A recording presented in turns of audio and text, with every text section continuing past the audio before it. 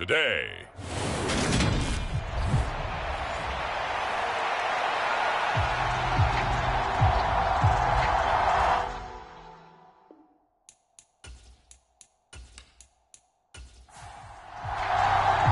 Two teams here, each off to 1-0 starts as this one is underway on EA Sports. Taking it about the 1. And out a little across the 25 to the 27.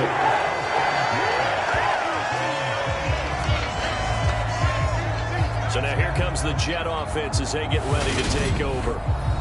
And they will be led out by their second-year quarterback. I tell you what, when he's on schedule for that week, secondaries take notice because you've got to stay alert back there on every snap. A truly powerful arm, one that's capable of challenging any level of the defense on any given play. That's why so many scouts preach arm talent when preparing for the NFL draft. A quarterback with arm strength to make every throw in the book, he's an asset to have in any offense. Just like that, a pickup of 20 on their first play from scrimmage. Good job there to locate his tight end, Charles, in the middle of the field. Yeah, he has good pass-catching abilities, and if they're able to continue to find him here in the early going, I think it'll help out his teammates out on the perimeter. You can take the big shots later if he occupies their attention.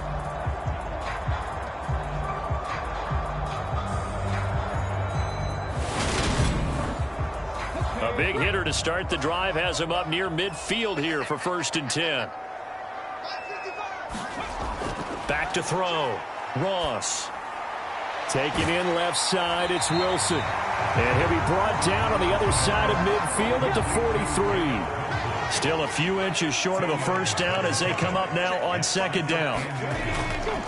They'll run for the first time with Breece Hall. Trying to get out wide, but he's going to be tackled right near the line of scrimmage. Could be 4-down territory even if they don't get this, but they need just a few inches here on 3rd. They'll run with Hall. As he's brought down at the 41. Well, partner, what do you think? Might have been 4-down territory if they didn't pick it up, but... Yeah, it's a moot point now. I was curious, so if they didn't get it there, would they have gone for it? I guess we'll never know. Yeah, we didn't have to make that call, but I have a feeling both of us would have said, go for it.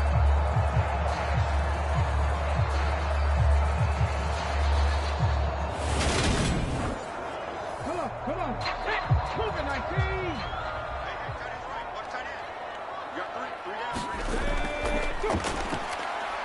And not a whole lot of room to operate there on the first down run. He gets maybe 3.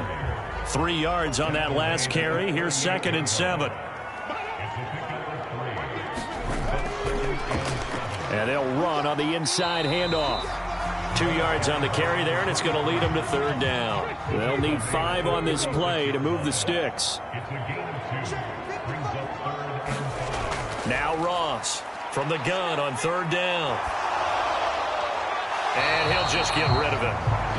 This Cowboy defense looked ready for that 3rd down pass. Brings up 4th. Yeah, it's still early in the game. No sense taking a chance on 3rd down and forcing one into traffic. So I like the wise play he made there. Get it to the sideline out of bounds where no one's going to have a chance at it.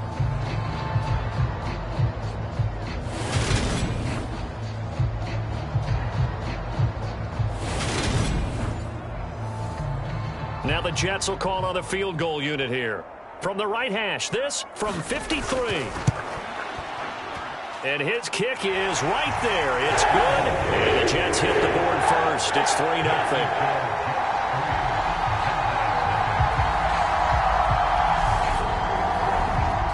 That also a career-long kick for the veteran, Charles. Yeah, how about what he just got done there? We always knew he had a big leg. But how about everything coming together perfectly on that one? Great leg swing, and bang that one through. And not much happening on the return as he'll get this to about the 23.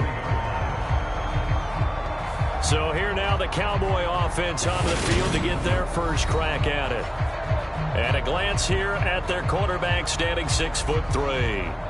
And he comes off a tough opening matchup. Threw way too many interceptions in that game. Definitely not the way you want to kick off a new season. So he said to himself, I got to throw that game out. I'm going to get a fresh start right here in week 2.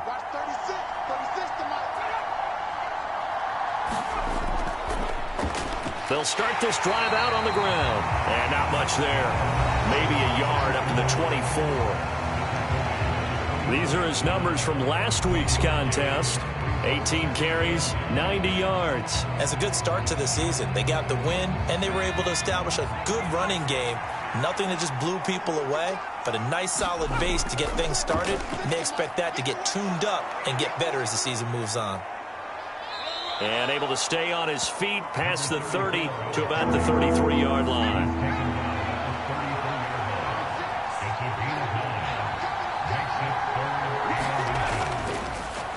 From the gun, he'll hand this off. And he will have a Cowboys first down, at least at first glance, as he'll spot the football just beyond the marker. They find a way to convert on 3rd and inches. The Cowboys at 1-0 on the year following the win in Week 1. And this would be quite a start for them if they could win 2 straight on the road. Yeah, the schedule makers didn't do him any favors. They gave him 2 road games right out of the gate, but the thinking on the team has to be, imagine if we win these 2 games. What a setup for the rest of the season for us. Able to hit his target, Lamb. And he slips up past the 45 before being tackled. 2 first downs have him up near midfield now on 1st and 10. Back to throw. And seeing no options, he just tosses this one away, incomplete. Now that'll bring up 2nd down. And 2nd and 10, he'll look to throw again. And they'll get this down to around the 47-yard line. This defense for the Jets, terrific last week in the season-opening victory. And the way they did it was by Eagles created a lot of illusions, and especially just beat them man for man. That's the kind of defense that really frustrates an opponent. And that's going to be another first down as the tackle made at the Jets' 35. It's a gain of 12, and the Cowboys pick up the first. Solid opening drive so far, Charles. They've moved this football into field goal range, but you know that they want to cap this off with 6 and not 3. Absolutely. As one of the better coaches in the league always tells me, on offense, I want to throw body blows all game long and finish it with uppercuts. Well, here are the body blows right now. He's hoping in one uppercut will take care of the end of this drive. They'll stick with the passing game as he looks to throw. And he'll be brought down at about the 23-yard line.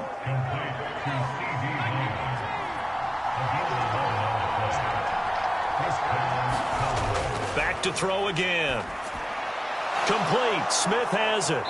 And able to get him down, but he does reach the 5. Another big hitter there. This one good for 18. Just picking up yardage in bunches here these last few plays. They have moved right down the field, and just like that, they can be set up with a 1st and goal.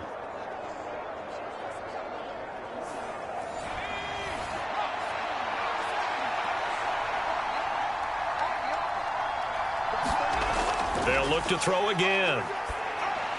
This is caught. That'll bring up 2nd and goal after the gain of 5. Well, he was a busy man out of the backfield a week ago. They got the ball early and often. I have no doubt in my mind that he'll be a big part of the game plan here as well. Extra bulk up front for 2nd and inches. 3 tight ends. And he will take it in for a Cowboy score. A great effort there. His first touchdown of the new season. And the Cowboys have answered that early field goal to take a first-quarter lead. Well, nothing fancy there, Charles. You had 3 tight ends on the field. They were going to run the football. The defense knew it, but the defense couldn't stop them. And I haven't met an offensive line yet that doesn't get more satisfaction out of running the football into the end zone than pass protecting. They had determination on their side, and they got it done.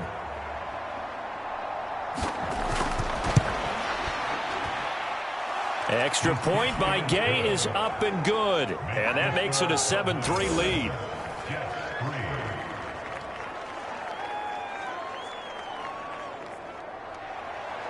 Out is the kickoff unit as they run up and send this one away. And here comes a return from just beyond the goal line. And they'll get him down right at the 25-yard line, so the same result, and he opted for the touchback. Back onto the field come the New York Jets for their second drive.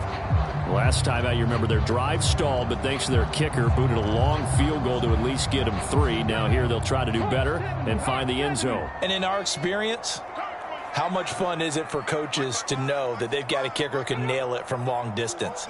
Now, the hard part is, as an offensive play caller, you don't want that in your head too much where you're relying on it, and he goes out and gets the job done for them. But I'm quite sure he would be content to just kick extra points from here on out. Yeah, absolutely no question. I think his teammates would be okay with him just kicking the extra points as well.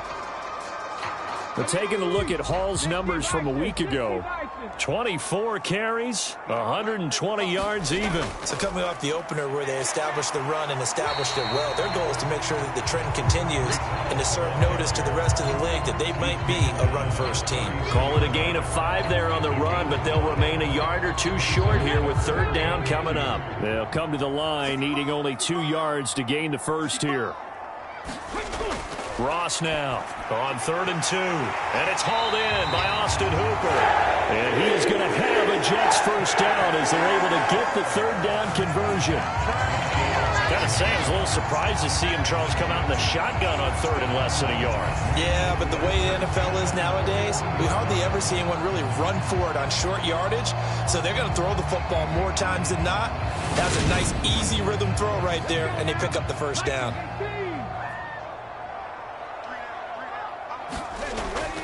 On 1st and 10, it's Hall. And the result here, a pickup of 8. Leaves him with 2 to go on 2nd down. 8 yards the tally on that first down run. Here's 2nd and 2. Here's Hall again. And he'll be brought down at the 48-yard line.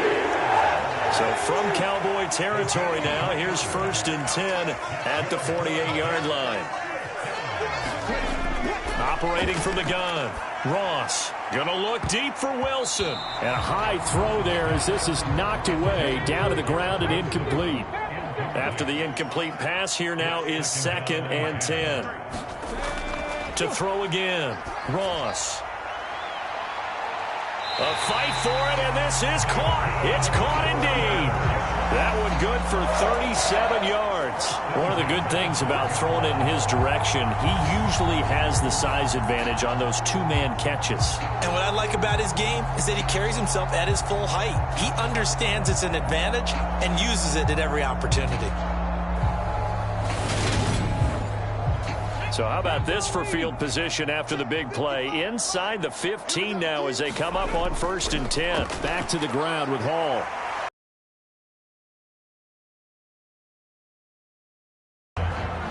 Call it no gain on the play, and it'll be 2nd down. As usual, the hallmark of a good run defense, linebackers making plays near the line of scrimmage. Absolutely nowhere to run there. And finding the tight end, Hooper. That helps the completion percentage, but not much else, and now it's 3rd and 10. Now, right where this set of downs started, they need a full 10 here to pick up the first down and move the chains. And tight coverage there. It's knocked away, incomplete.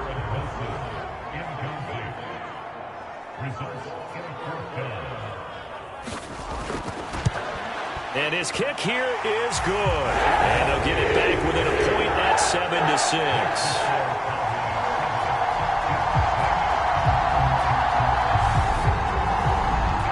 He might be being set up here for a busy ball game. Already 2 kicks here in the first quarter, and he's knocked both through the posts. And for now, you know they'll be happy getting those 3 points, but what they really want is to find a way for them to kick extra points instead of field goals. Second drive forthcoming here for the Dallas Cowboys. This drive here beginning probably with a pair of motivated groups. Remember, the offense scored a touchdown on their last time out. Looking to repeat that in Charles's defense. They were very frustrated after giving up 6 the last time on the field. And frankly, it's just a battle of wills in a lot of ways because you know they're both motivated. They both game plan for this drive, and they both have specific outcomes in mind. To me, it just comes down to who can execute better and which side can step up and assert its will over the other.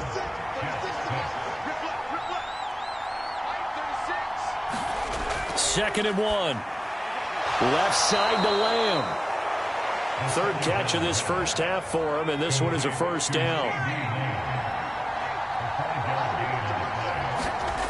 He'll look to throw.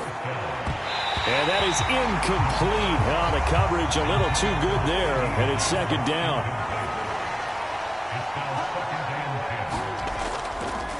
Here's a handoff out of the gun.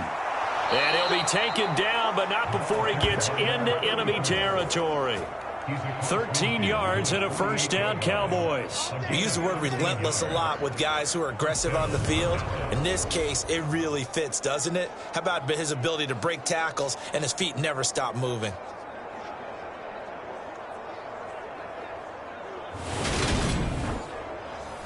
Working with the lead, trying to get to 2-0. Here's 1st and 10. They'll drop to throw.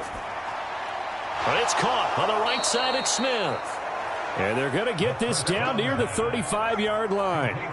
Ball up to the 35 now as they come up on 1st and 10. One back in the backfield, he'll get the carry. It's a 6-yard pickup, and it gets him to 2nd and 4.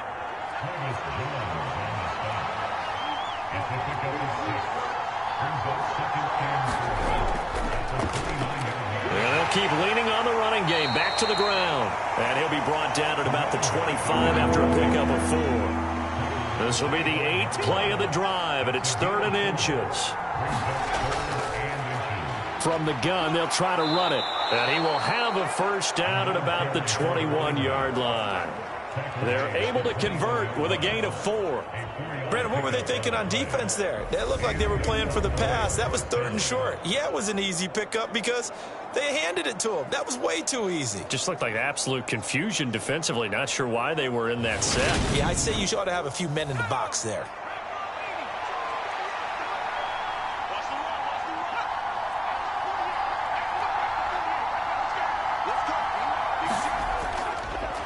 On first down, they'll go to the ground attack. And he's going to take this ahead for right around 3 yards, but no more than that. 2nd down.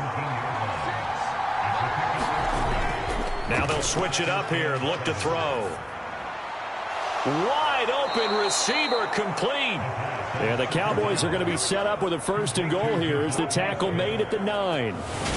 Well, they obviously read man coverage their partner, and he got downfield, broke down the defender, made him What do you mean by that? Yeah, he made him think he was going to run a different route. Probably thought he was going to take it upfield. Then he curls back inside for the completion. They'll try and run for it on 1st and goal. And he'll take this from the 9 down to about the 7. The line of scrimmage, the 7 now on 2nd and goal.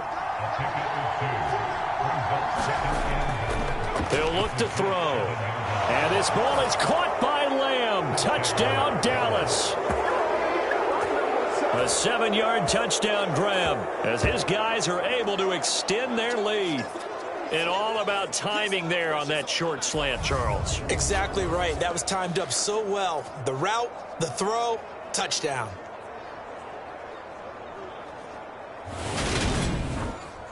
Gay is on for the point after.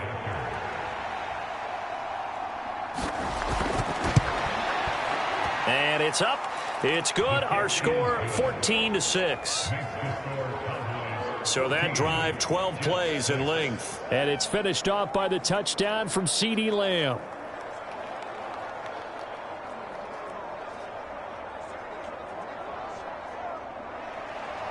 Set now to kick this one away, and off it goes. Fields it right around the goal line. And up to about the 26-yard line, just across the 25. Another go-around now for the Jets offense. They've been settling quite a bit. They've been able to move the football some, but they've just been settling. That's one of the reasons they're down on the scoreboard. I love that word you picked, settling, because nowadays in this NFL, you're thinking touchdown almost every drive because everything's so high-powered. Yeah, you'll take the field goal, but you always feel like you're leaving points out there when you don't put it in the end zone. They'll be trying to put it in the end zone here on this drive. Ross to throw on 2nd down. Out to the right here to Wilson. And he's taken down right at the 45-yard line. Second catch for him today, and it'll wind up a first down. You can see the time and effort and thought that they put into their passing game because it was evident right there. It looks like a simple pitch and catch, but you and I both know that they have planned for this and worked hard to make it happen. So from Cowboy territory now, here's 1st and 10 at the 45-yard line. A give running right is Hall. He's got a couple. Here's 2nd and 8. I do know from experience that when you slow down someone's running game, you're now doing the dictating on defense. And guess what? Now you're getting ready to tee off on their quarterback because they have to throw it all the time. But you still have to be alert for the draws and other plays of that nature to make sure you don't get hurt. The Jets on 3rd down. They've hit 2 for 4 thus far. This will be 3rd and 6. He has a man. It's complete to Wilson. And he is going to have a Jets first down as they're able to get the 3rd down conversion. As an unbiased observer, I think it would have been interesting to see what they would have done if they hadn't gotten the first down there. But since they did, I guess the point is moot. And they're right there in that middle ground, field goal range, punt, go for it. But as you said, they picked it up. From the 34 now, here's 1st and 10. Looking to throw. Ross. Got a man. It's caught. Touchdown, Jets. Jacoby Myers, 34 yards. And the Jets have come back to make it a 2-point game. There you go, Charles. His first touchdown pass of the new season. And he had a strong rookie year. So much more expected of him this one, as you might imagine. He threw that one with confidence and assuredness. And I noticed that the celebration a little bit more subdued than his first touchdown pass last year as a rookie. Yeah, he certainly is acting like he's done it before. Extra point right down the middle. And the lead is cut to 1 at 14-13.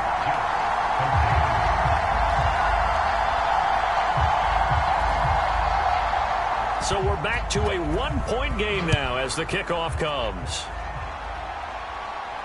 Taking it about the 1. And he'll take it up past the 25 to the 26-yard line.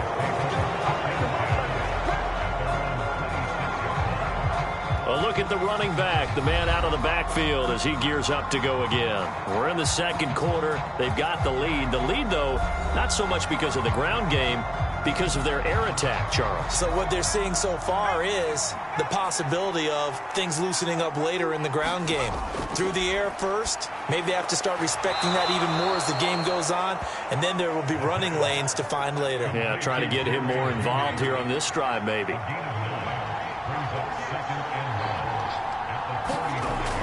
The play-action fake. They'll look to throw. It's complete. The tight end, Donnell. First target, first catch, and a first down.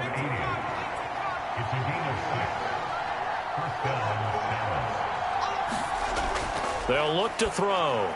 That's going to be caught by Judy. And they'll get him down on the other side of midfield. So on the other side of the field now, it's 1st and 10 as they've got things rolling on this drive. Again, he'll drop to throw. And a quick throw here, that's complete. And a 6-yard gain gets him right around the 43. Line of scrimmage, the 43 on 2nd and 4. They'll look to throw here. And he's going to be taken down just shy of the 35.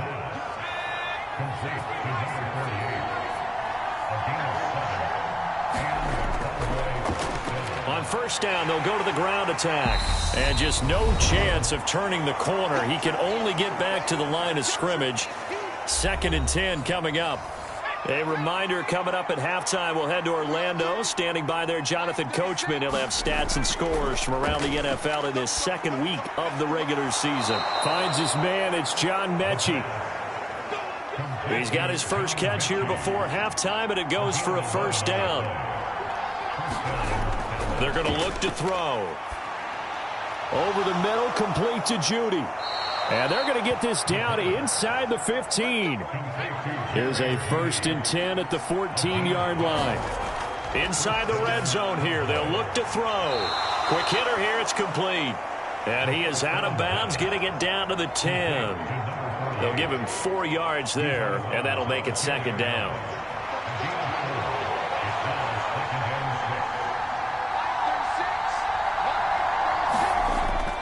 They'll set up to throw. And it's caught. Touchdown. CeeDee Lamb with his second touchdown here in this first half. And the Cowboys will extend their lead in the final minute of the half. Well, CeeDee, that's his second touchdown already. And how about this offense? 3 drives, 3 touchdowns. An absolute total team effort right now. And let's face it, I don't think he's done. We're still in the first half. There's a lot of time left to go. I don't know what they're going to do on the other side trying to slow him down. But right now, he's feeling it. Extra point by Gay is up and good. And the lead is up to 8.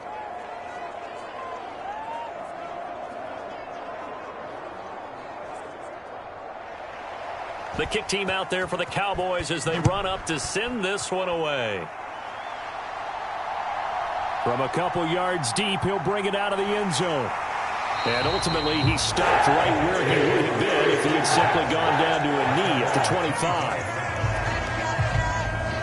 25. The Jets going to take over now late in this first half. And with just under a minute to go, they might try to think about mounting a drive here if they can and get in the end zone. Could potentially tie this game up.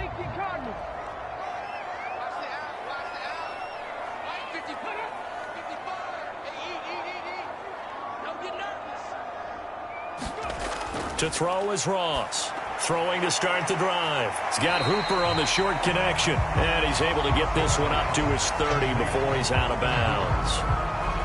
Well, it's time for them to be good teammates right here. And what I mean by that is possess the ball for a little while. Get at least 2 first downs. Give their defense a chance to settle down a little bit after they give up a touchdown. Ball on the 30. They'll come up with a 2nd and 5. Back to throw. Ross. And a completion to Wilson. The Jets are going to use the first of their timeouts as they get the stoppage with just under 50 seconds remaining in half number 1. Here's Ross throwing on first down. Now another timeout called for by the offense as the clock will stop with 45 seconds to go in the first half. Now Ross looking to throw on second down. And they'll get him down on the other side of midfield. First down now, but the clock continues to move. Looking to throw. Ross. Oh, that's into a double team, and it's intercepted. And the Cowboys will have solid field position here as they take over at their 45-yard line. CeeDee, I know it's just his second year in the league as a quarterback, but that's going to be one when he flips on the tape. He's like, I shouldn't have thrown that ball. No doubt about it, and his coaching staff will be emphatic about he shouldn't have thrown that ball. But remember, second year, as you noted, on-the-job training, so he's got to take this feedback that he's getting, negative or otherwise, and turn it into positives moving forward. Good starting field position for them as they come up 1st and 10 at the 45. They'll try and start this drive in the air. He'll find Lamb. That's complete. Now the Cowboys going to burn the first of their timeouts as they stop it with 19 seconds to go in half number 1.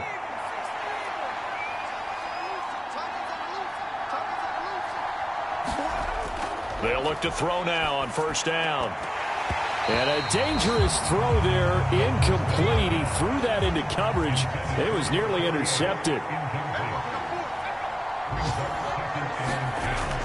He'll try again with the arm here on second down. And he'll be brought down at the 27. Now a timeout signaled for, and they'll get it with 10 seconds.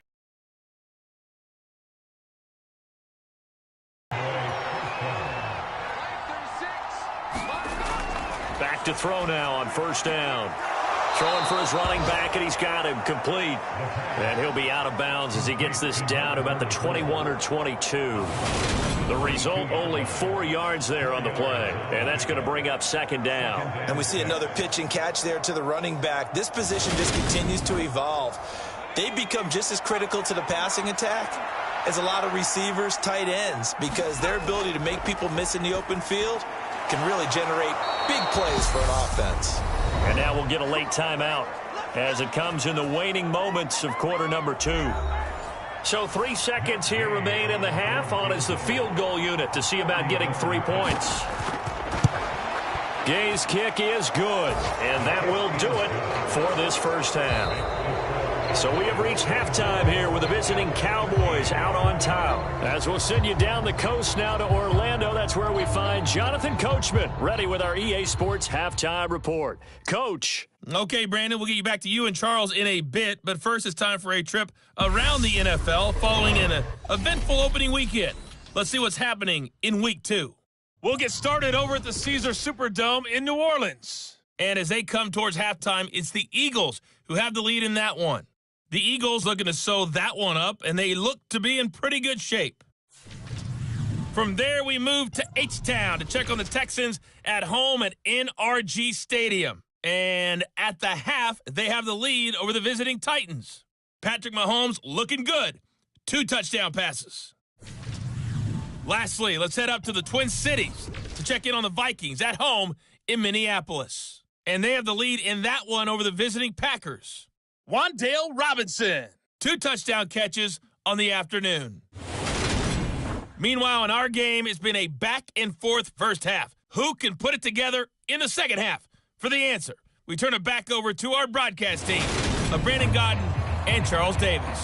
All right, Coach, thank you very much. As we welcome you back for quarter number 3. The Cowboys will get the football first here, and they have the lead as well as we are underway in quarter 3. And he'll go down as this drive will start at the 25-yard line.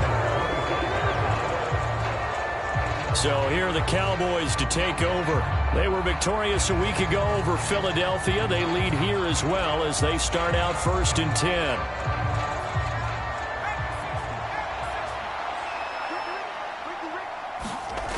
They'll come out throwing here to start the drive. Out quickly to Judy. And they're able to get this one across the 35. So here's a 1st and 10 at the 38. They'll set up a throw. It's a short one here, complete to his tight end.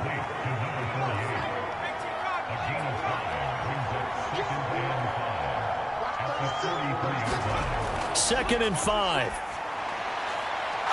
Looking for his running back, and he's got him. And he's out of bounds just before the midfield stripe at the 49.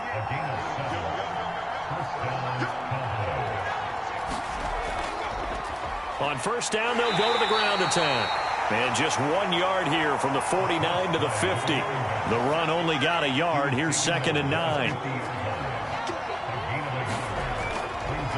And they'll give them another shot here on the ground. They follow up the first down 1 yard run with a minimal gain of 2. So 7 yards from the first down here as they come up to the line of scrimmage. On third down, he'll drop to throw. Firing quickly here, and that's complete. And a pretty nice tackle there, ranging up from his free safety spot as he'll stop him about a yard short. And that's good for a gain of 6, and that'll bring up 4th down. I thought maybe when he caught it, he'd have a good chance of getting that first down, but that's a nice job of holding him up and preventing him from getting to the sticks.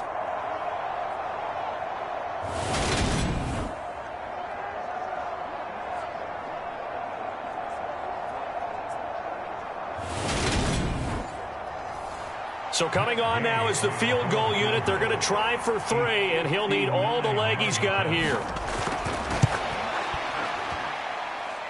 And this one is no good. He missed it. And this will remain an 11-point spread.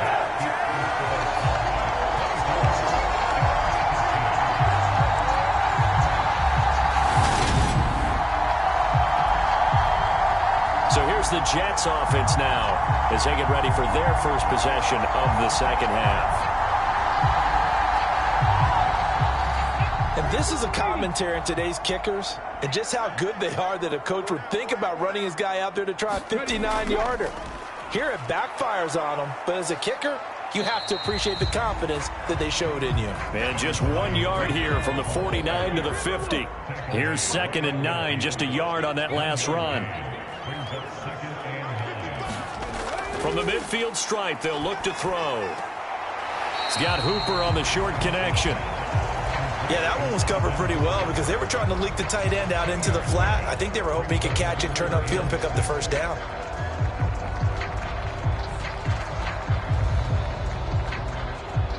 This offense in desperate need of a conversion as they come up on third down. Operating from the gun, Ross. That's complete into the hands of Myers. And he is going to have a Jets first down as they're able to get the third down conversion. So he turned to a trusted, familiar face in that third down situation. It paid off. Yeah, you go to your veteran receiver in that spot, so you can't underestimate him when he's on the field. Defensively, make sure you know where he is because he understands how to get open in key situations.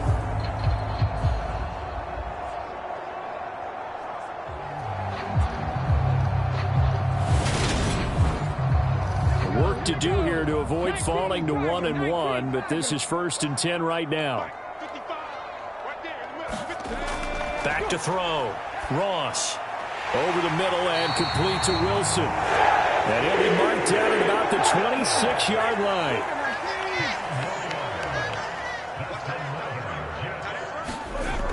They'll toss it out right here to Hall. Yeah, boy, this defense again really making things tough on him as they stop him for no gain. Now, they struggled to get him rolling on the ground in the first half, and that's sort of continuing here in the third quarter. Yeah, but I don't think it's time to abandon the running game. I would say keep feeding the horse, and I believe he'll eventually reward them, especially as we get deeper in the game. Officially nothing on that last run. They'll try again 2nd and 10. One back in the backfield. He'll get the carry. 5 yards on the carry there, and it leaves them with 3rd and about 6 yards to go. They are in need of 6 yards here if they hope to move the chains. Ross now on 3rd down. He finds his man complete. It's Schaefer. And he takes it down to the 10-yard line. They're able to convert on 3rd down, and that sets up a 1st and goal. And this is an offense in need of getting a few good things to happen. Here's one right here. They've had their share of struggles in key moments, but that's a nice throw and nice work after the throw. And they're set up now with a 1st and goal.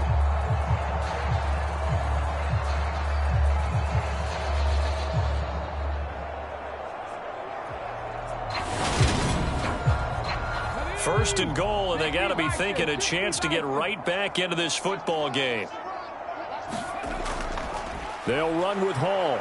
And this play doesn't go anywhere. Backwards, losing yardage to the 11. That's going to go as a loss of a yard, and it'll be 2nd down. I think it's pretty evident. We can say what a difference a week makes. Last week, he ran pretty much wild, didn't he? Did pretty much what he wanted to do. But this one, they've stopped him cold. That, to me, that's good scouting and even better execution. Yeah, and they stopped him behind the line right there. They obviously watched the tape a few times and made some adjustments. So they've been in the red zone 3 times, and it's yielded just 3 points. Can they find the end zone here on 2nd and goal? And a quick throw here, that's complete. They'll wind up getting 7 on the completion, but they'll still be faced now with a 3rd and goal situation. Looking to throw. Ross. And he's got it. A 4-yard pickup, not enough. 4th down. Well, it wasn't a big strike, but that completion put them in really great range. What do we have now, 4th and inches? Yeah, it's not more than a half a foot. You know what I would do here?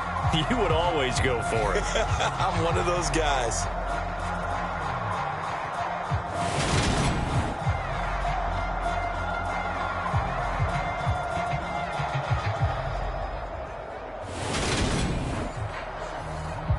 Now the Jets will call on the field goal unit here. From the left hash, he'll have to cut this at a tight angle. And his kick is good. And that'll make this an 8-point game.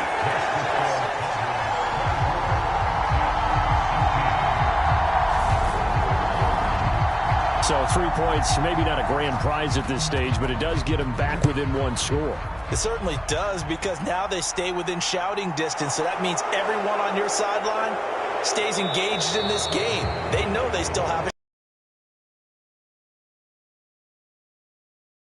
yard line. And now Dallas gets set to take the field. Last time out, they had that long 50-plus yard field goal that they missed. And I'm sure on their sideline, they're thinking to themselves, okay, do we still want to try one if we're in that position again? And I would dare say that the answer would be yes. They're going to have a lot of confidence in their kicker. But just to be on the safe side, I'm sure they told their offensive guys, can we get a little bit closer this time? Closer. Yeah, well, you know, I'd rather get in the end zone first and foremost. But if all else fails, less of a field goal attempt for him. Here's a 2nd and 7. Open man, he completes it to Judy. That'll go for a gain of 7. And now 1 yard to go on 3rd down.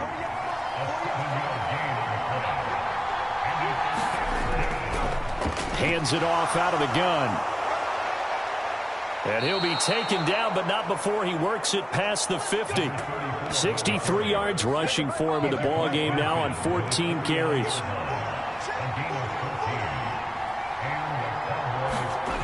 Now on 1st down, he'll drop to throw it. Open man downfield is Judy. He's got it. A big play here for Dallas. 45 yards. Running their plays over and over during the week can often get robotic for an offense, but on game day they can often flow smoothly, as that one just did.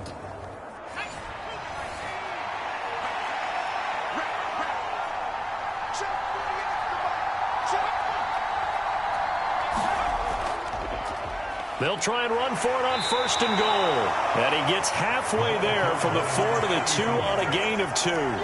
From the 2 now, 2nd and goal. They hand off to their big tight end. And he'll get in. Touchdown, Cowboys. A great play there. His first rushing touchdown on the year. And the Cowboys go up by 2 touchdowns.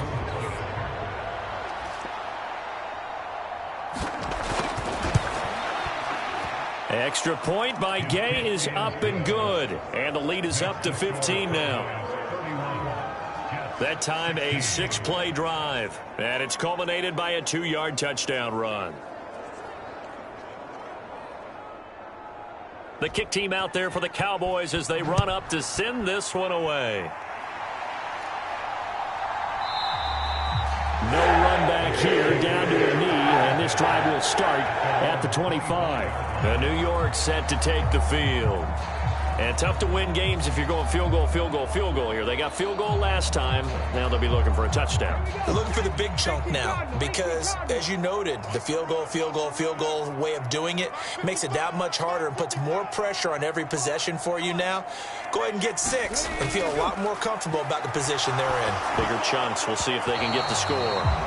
And he'll be hit as he releases it, and that'll fall incomplete. Well, he certainly didn't like what he saw at all from the coverage on his primary reads, and he didn't even have any luck trying to get back to his safety valve.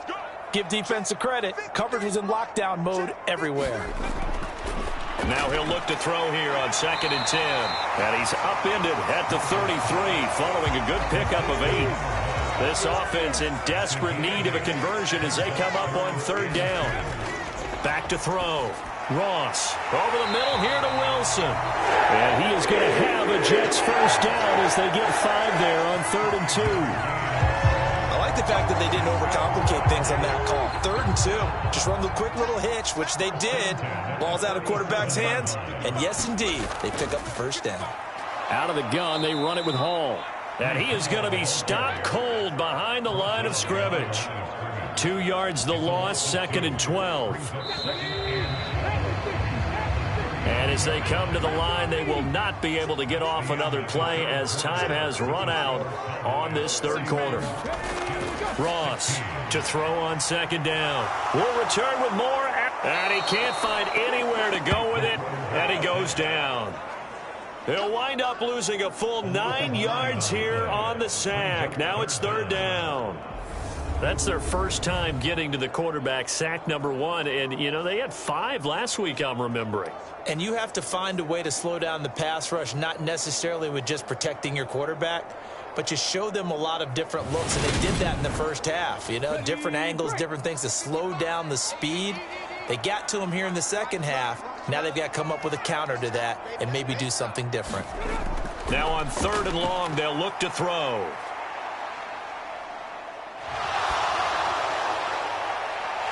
And this one is incomplete. Well, that play was certainly a little bit different because on the previous play, he was sacked. This time, protection a lot better. Had time to survey the field and still couldn't find an open receiver. Here's the Jets punter now. And surprisingly, this is the first punt of the game for either team. And the win last week punted 4 times as this one's away. So possession goes over here on the punt. And the Cowboys will take over the football with a 1st and 10. And now this offense comes back out onto the field. Well, there are 2 scores on the plus side. Still time here in this 4th quarter, but maybe you start thinking about playing keep away? Yeah, I think here's the situation. You're not thinking touchdowns anymore. You're just thinking first downs. To keep up with your theme there, playing keep away, first downs, they can't touch the ball. Here's 2nd and 8. Able to hit his target, Lamb. He's been big. 2 touchdowns earlier. Now he's got a 1st down here.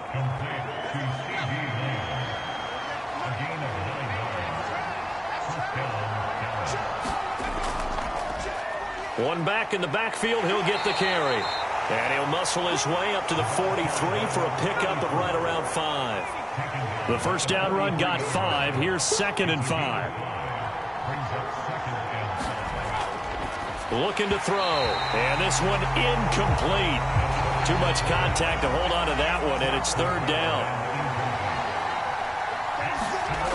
Back to throw here. Now he'll dump it underneath to his running back, complete. And he will have a Cowboys 1st down as they're able to get the 3rd down conversion. And that pickup of a 1st down, that's going to leave a mark because they really needed to stop them there, didn't they? Oh, so frustrating. Defensively, you're a play away from getting that football back here, down late. Tough. Now they've got to find a way to create a turnover or takeaway. Otherwise, this one will probably get away from them. And he'll be taken down right around the 41-yard line. 79 yards rushing for him now to this point.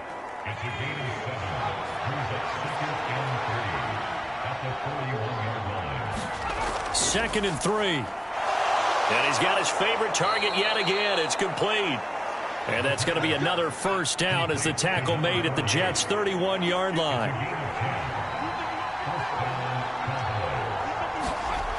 Back to throw. Finding his safety valve here. That's complete. He'll be dropped at the 25 after a gain of 6. Just about every quarterback is trained to really look downfield first before you come back and make a nice, safe throw. And in this case, that's exactly what he did. Found his running back, let him create some space, and it turned out to be a nice play for the offense. And down inside the 15 he goes. It's a gain of 12, and the Cowboys pick up the 1st. Well, you know me, partner. I never tell them to back off of being aggressive, but sometimes you see the consequences when you're overly aggressive and you don't secure tackles. Guys break through. Trying to sell out to pry that football loose, and just as you said, cost some yardage. Yeah, you got touchdown, Cowboys! Devontae Smith. His 2nd touchdown on the season. And the Cowboys are looking to make it 2 straight as they add on to this 4th quarter lead. Here's Gay now to add the extra point.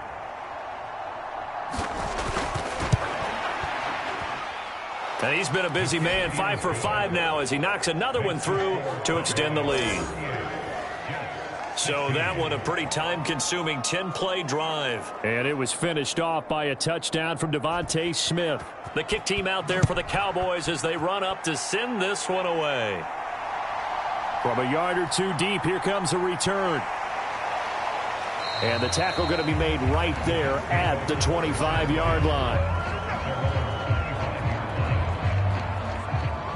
Now this offense back out and set to go for their next drive. Defense got the better of them last series, forcing a punt. See if they make a few changes in the game plan here and try to get points out of this drive. 1st and 10. A pass there over the middle to start things out. And they'll get him down after a pickup of 8. 2nd and 2. Now that's staying ahead of the chains. Really good pickup on 1st down, hitting the tight end there. Now brings up a 2nd and manageable. Just found a hole in that zone. Here's a 2nd and 2 now from the 33. Operating from the gun. Ross. These two have hooked up 9 times now this afternoon as they pick up the first. Looking to throw. Ross. That one thrown away from the pocket. The officials kind of looking at each other, but they'll say there was a receiver in the area, so no penalty, just an incomplete pass. Back to throw again. Wilson's got it complete. And a 6-yard gain gets him right around the 43. The Jets on third down. They're hitting at 60%, 6 out of 10 thus far. This is 3rd and 4. They'll set up the screen for Hall. And they're going to get this to about the 44-yard line. Well, they certainly had their share of troubles running the football in this one, but this play is almost an extension of the running game right here. They set up the screen, let him work out in space on the perimeter, and he turns it into a big pickup.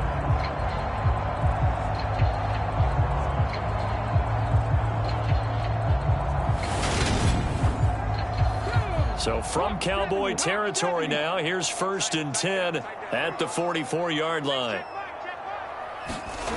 They'll stick with the passing game as he looks to throw. And that one going to come up short. Low throw. Offense was moving it a little bit, had them back on their heels, but they earn a brief pause by forcing the incompletion. That gives them a quick chance to regroup and try and mount a stand before they're backed up even further.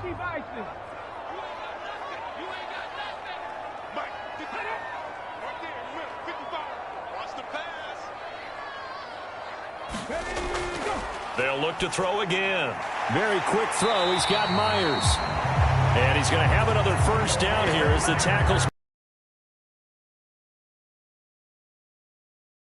Number 16. Well, those are the types of plays they probably wish they had made more of in the first 3 quarters. And this deficit going to be tough to overcome here in the 4th. But a nice first down and a pickup on that throw. Yeah, and this is where as coaches, you're looking for effort and execution, even though the scoreboard is going against you. You want to find out who's going to fight, who's going to scrap, who's going to keep their heads up and continue to play.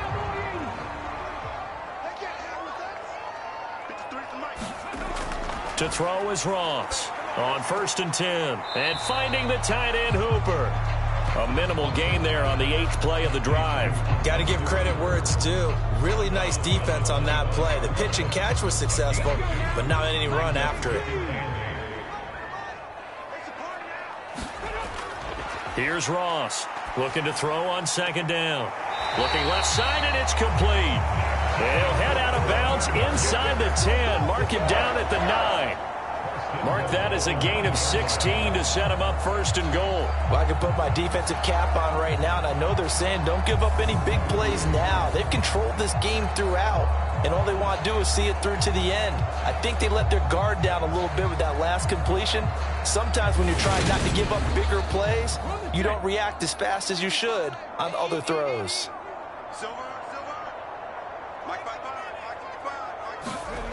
Back to throw. Ross. This is caught. Touchdown, Jets. Breece Hall.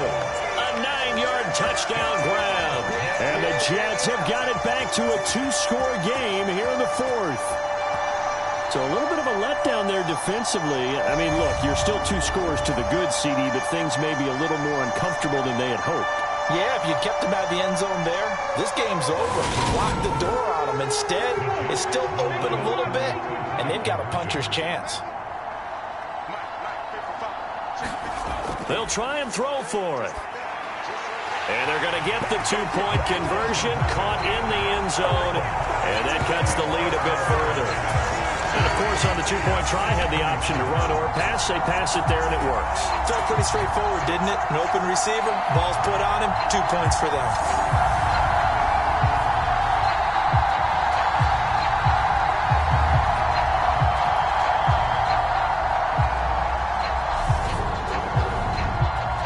Two scores down, 3 timeouts left. Still a chance if they can somehow get this one back. And the Cowboys are able to recover. Fourth quarter, they felt like they needed the football back. Unfortunately, they couldn't get it. And I know we brought analytics into the game, and someone has said here that the data says that when a team's expecting an onside kick, 80% of the time, the team expecting it, they do actually recover the ball, which is what we saw here.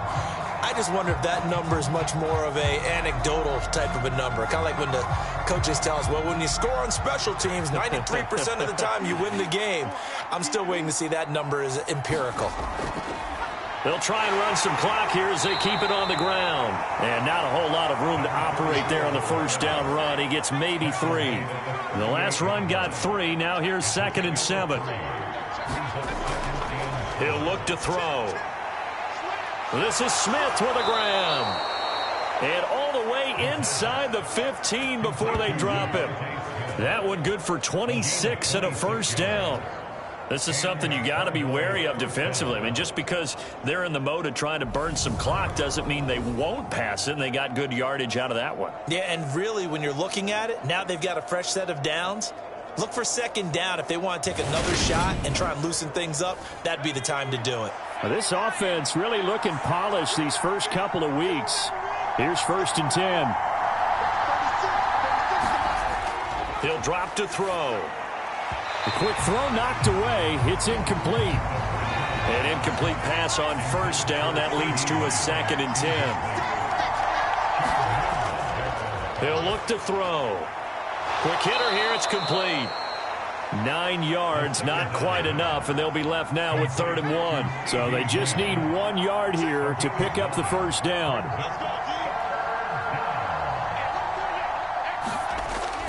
On 3rd and short, they'll try and pick it up through the air. And it's caught. Touchdown. Jerry Jeudy from 3 yards out. And the Cowboys are on their way to a 2-0 start.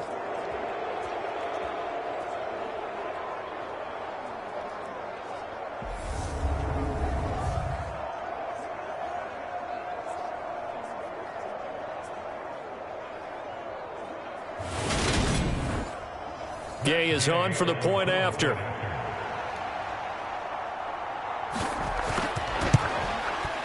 And the lead now to 3 touchdowns at 21 points. So that drive spanned 5 plays. And it's capped off by the touchdown run from Jerry Jeudy.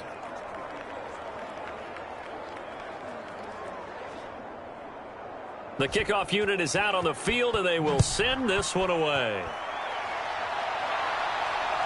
And here comes a return from just beyond the goal line. And he'll be dropped at the 21-yard line. So bringing it out of the end zone proves not a good decision. Loses him about 4 yards. And now out come the Jets. Well, this game, it has had no shortage of offense. They've been able to put up a decent amount of points on this side, Charles. They just have not been able to keep pace with the other offense they're going against here. Yeah, that's a good way of pointing things out, because now it's not a total loss, because as you said, they've scored some points, so there's some plays they can build on, moments where the game plan actually worked. But overall, though, they were just out-personnel. They were going up against a team that's playing at an elite level. Meanwhile, the throw here is complete. And he's taken down, but able to slip across the 35. They're going to need to get up and set in a hurry. And now a throw on first down there, but it's incomplete. They work again from the 38 on 2nd and 10. Throwing again. Ross. And that one going to be off target and incomplete. Now they face a 3rd and 10 after back-to-back incompletions. Looking to throw. Ross. Oh, that's into double coverage and intercepted. Picked off Byron Jones. Well, it wasn't always pretty, but the interception there, that means that they should get out of here with a victory. Yeah, this is not a game that they're going to preserve for posterity on defense, but they did finish it off, didn't they? They did make the winning play to close things out. They'll take that one and head to the locker room. Dallas offense set for this next drive. Well, they don't really need the points here, Charles, given what we're looking at on the scoreboard, but they've scored on 3 consecutive possessions, 3 consecutive drives, and I'm sure that they would like to keep that streak going here and continuing to pour it on. And things have gotten that way in the NFL, haven't they, partner? Because in the old days, people would, they'd get off the gas a little bit, right? But now, people continue to accelerate, but we'll see what they decide to do as they come out for this one. But the way that this game has gone, they've got to be awfully happy with their execution overall. And they'll keep leaning on the running game. Back to the ground. Just a couple on the pickup there, and now it's third down. That's it. That's what you want. Straight ahead positive gain. Just keep that clock ticking.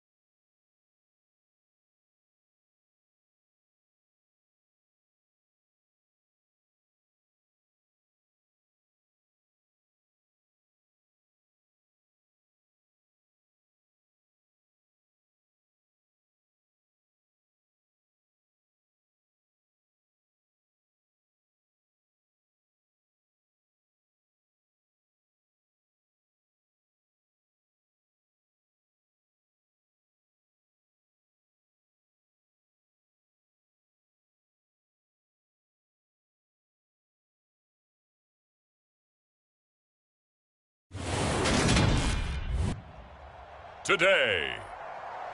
From Lincoln Financial Field in Philadelphia,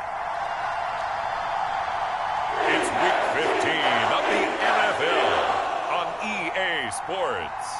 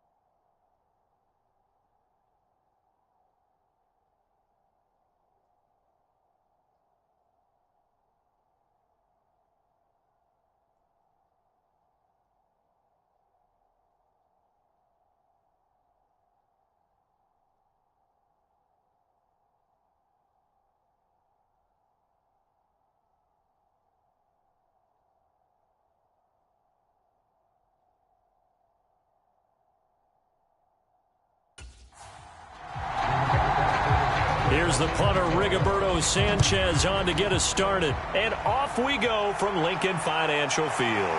Taken in at the 3. And they'll get him down inside the 30 at the 27.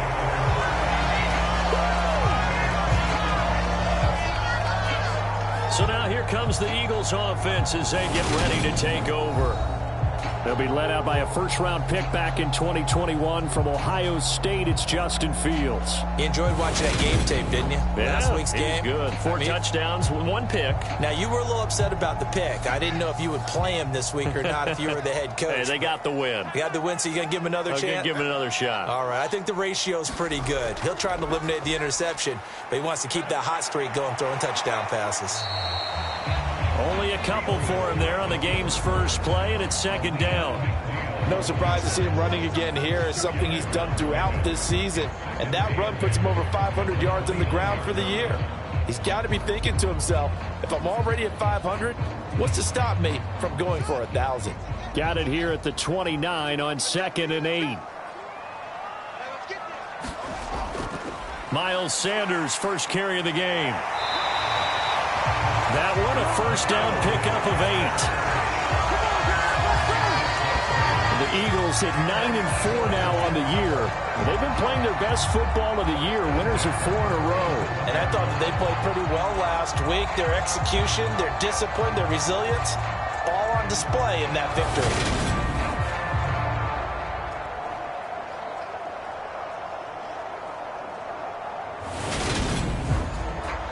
Line of scrimmage, the 37 on 1st and 10.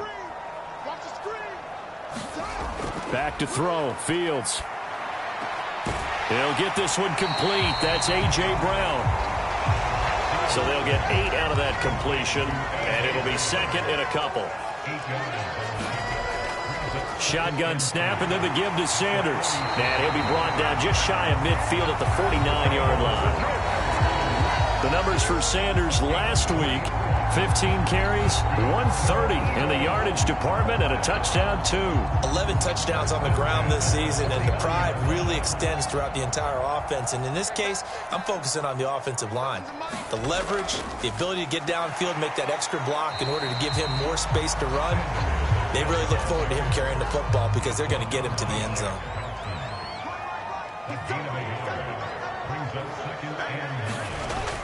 It's a second down run with Sanders. And he's going to get this pretty close to a first down. Stopped at the Panthers' 44. Trying to keep the drive going here. This is play number 7 on 3rd and 2. And they'll run on the inside handoff. And he will have a first down as they get him to the ground at the 37. Move the chains. A gain of 7 on 3rd down. Yeah, once more, strong running. Excellent blocking at the point of attack. They've got a nice little drive brewing right here.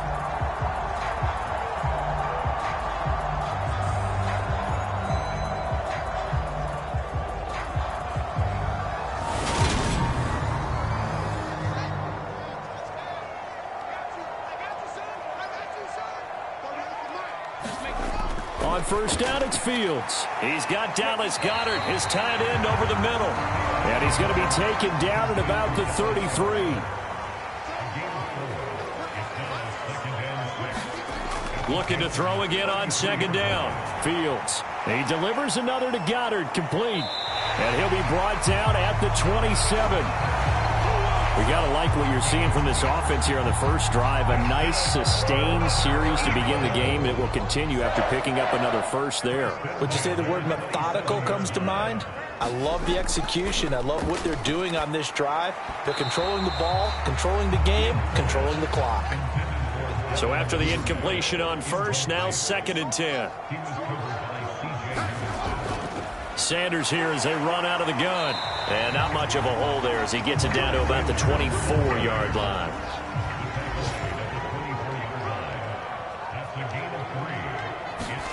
Throwing on 3rd down, Fields. Open man is Duvernay. And he is going to have an Eagles first down as they're able to get the 3rd down conversion. They've been moving the ball well, but this drive was in danger of stalling out. Fortunately, this is a nice throw here, and they're able to pick up a new set of downs.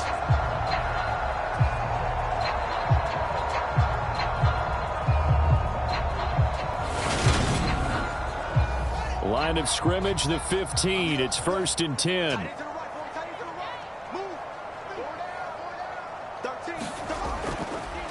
Fields going to hold on to it. And now they're inside the 10 as he's brought down at the 9. This is a 2nd and 4, ball at the 9. Fields tapping it forward, jet sweep. And running room hard to come by here. He gets it down to the 8. That's a nice job there defensively, being able to diagnose that little touch pass. They saw it coming, converged on him before he could get much out of it.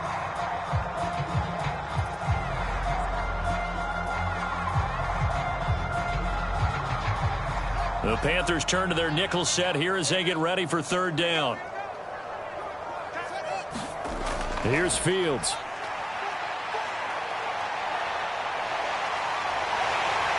And he is into the end zone. Touchdown, Philadelphia. Justin Fields, an 8-yard touchdown run.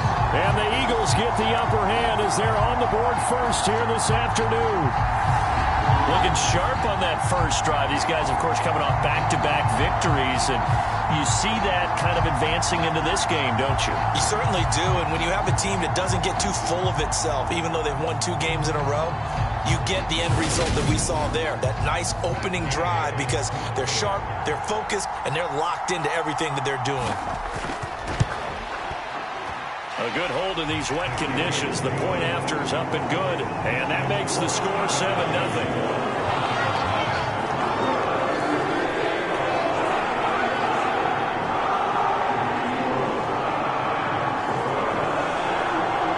Following the touchdown, here's Gay to kick it away. This will be fielded inside the 5. And a decent return out to the 27-yard line.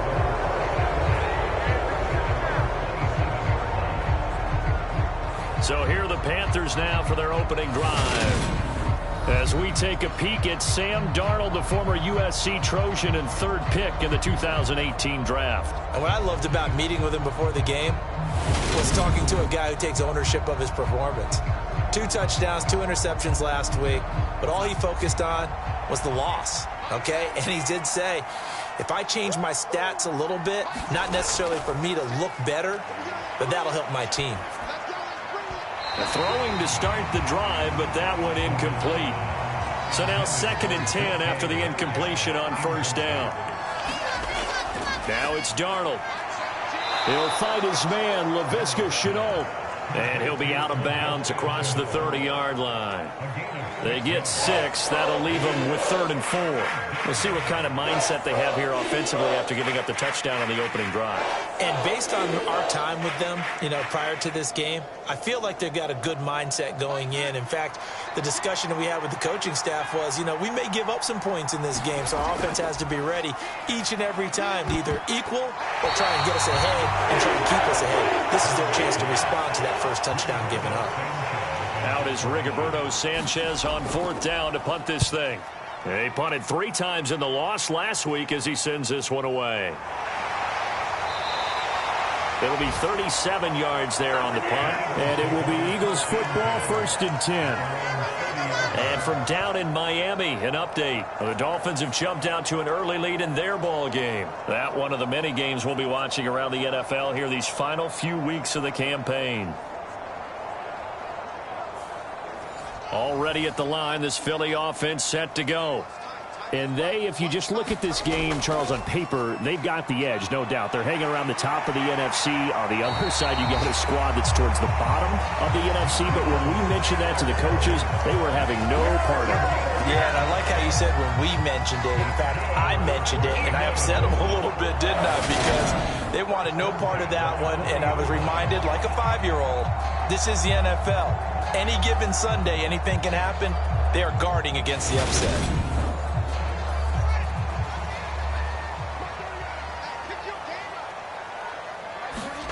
Fields on 1st down. He finds his tight end, Goddard. That's complete. So the completion good for 6 yards, and it's 2nd down. I think defensively you're okay with that. Here in the first quarter, he's going to get some catches, but they rallied to him quickly. And that's what you count on, and I like what you just said. First quarter, can you do it all game long? They catch it, you tackle them, they go down on the spot. Because when you're able to do that and you don't give up big chunks of yardage after the catch, now you put the offense in a position where every series they have to work hard to pick up first downs, and you tend to stall them out when you do that. A busy first quarter. His 3rd catch of the afternoon is a 1st down. Well, as a coach, you absolutely love seeing your offense find a rhythm early, and that's exactly what we've seen so far. They had a touchdown on their opening drive. Moving the ball well, exactly as he drew it up in practice. On 1st down, Fields got his man complete over the middle. It's Watkins. And he'll be marked down at about the 26-yard line.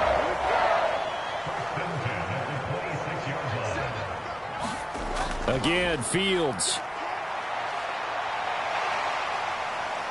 And he'll be tackled at the 23 after a gain of 3.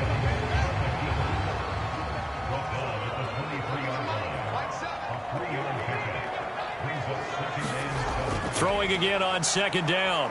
Fields. All in all, no gain on the play, and it'll bring up 3rd.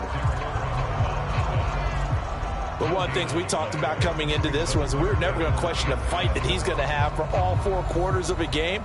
But ideally, you want him fighting for big plays and first downs early, not fighting just to get back to the line of scrimmage, as we saw right there.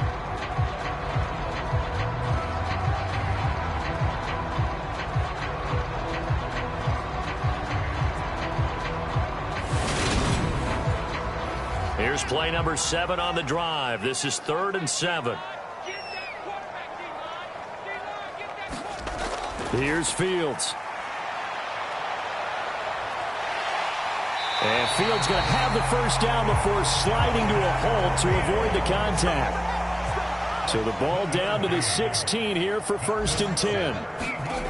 from the red zone now. They'll look to throw. And he's going to be marked down just outside the 10.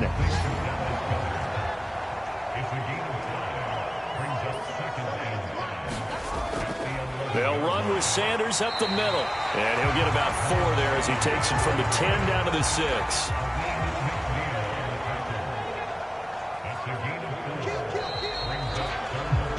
After 1, 7-0 on EA Sports.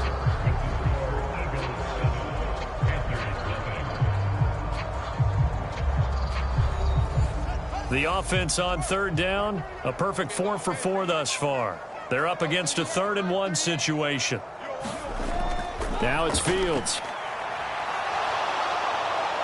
In trouble, and he'll go down back at the 12. Derek Brown in there to get him, and that is sack number 6 now for him on the year. Well, we saw him score on the ground earlier in the ball game. This time, the defense says not so fast. Yeah, that's good scouting and good awareness, isn't it? Because you always have to be wary of him keeping it himself, especially in this part of the field. Because if he doesn't like what he sees, you know he'll take off and try and go for it himself. And Gay knocks this one through, and that will extend their lead even further.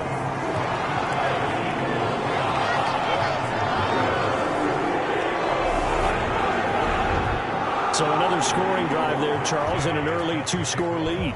You'd like the 6 there, partner, but you'll take the 3, and I think they have to be happy about the way they moved the ball in these first 2 drives. They have to feel good about their opportunities the rest of the game. And he'll get it up across the 20 to the 21-yard line.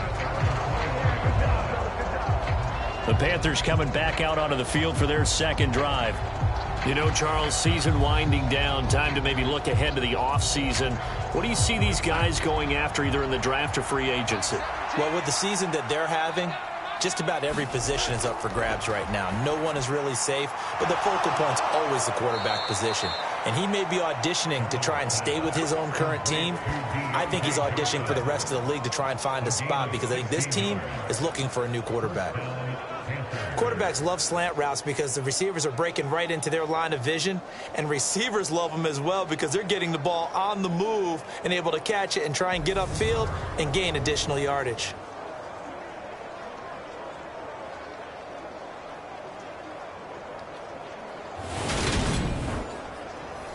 One play has him to the 37 here for 1st and 10.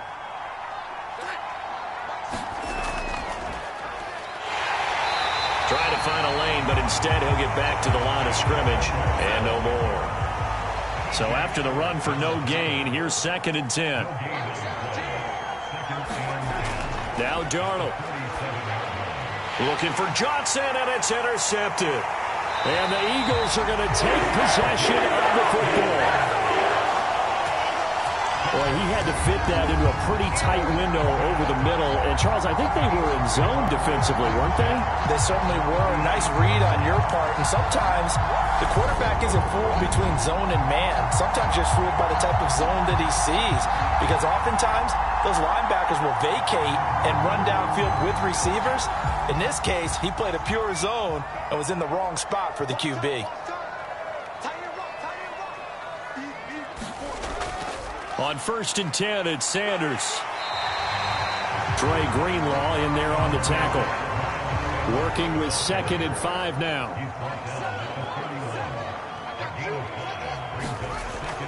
Another run here with Sanders. And he'll be a couple yards shy of the red zone here at the 22-yard line.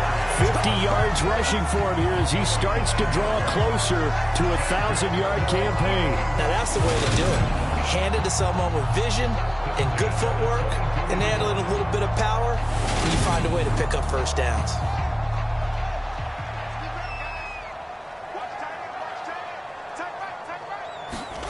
On 1st and 10, here's Fields. It's caught by Sanders. And he'll be marked down right at the 15-yard line.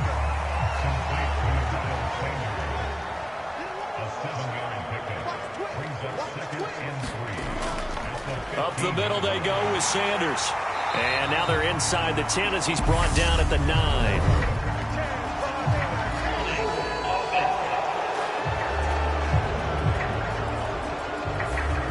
That Flag accepted, and it backs the offense up a little bit. They'll come up now on a 2nd and long after the hold. Fields. Open man is Goddard, the tight end. And they're going to be set up now with the ball at the 13-yard line. A lot of tight ends just use their size and their strength, try to occupy some space and kind of body people away and catch the football. But not this guy. He's a refined route runner. Makes me wonder if he took some dance classes in his background with his footwork. And oh, he coughed it up. And it's picked up by the Panthers. And a big turnover there as his guys will get the football back. And maybe that one caused by the weather. Of course, the rain coming down. Charles, can you maybe, when you're carrying that football, grip it too tight in the rain? I think that you can, and it's such a delicate balance, too, because when you grip it so tight... And now before the ball changes hands, they're going to take a look at this just to make sure that they have it right. So that one overturned. They say the knee was down, and that will not be ruled a fumble. On 1st down, Clifford. And this is going to result in losing yardage. They're driven back to the 8-yard line. That's going to go as a loss of 4, and it'll be 2nd down. The short field shrinks even more with the type of bodies they brought in on that play. Those extra tight ends, they weren't able to secure their blocks, and that one ended up going backwards.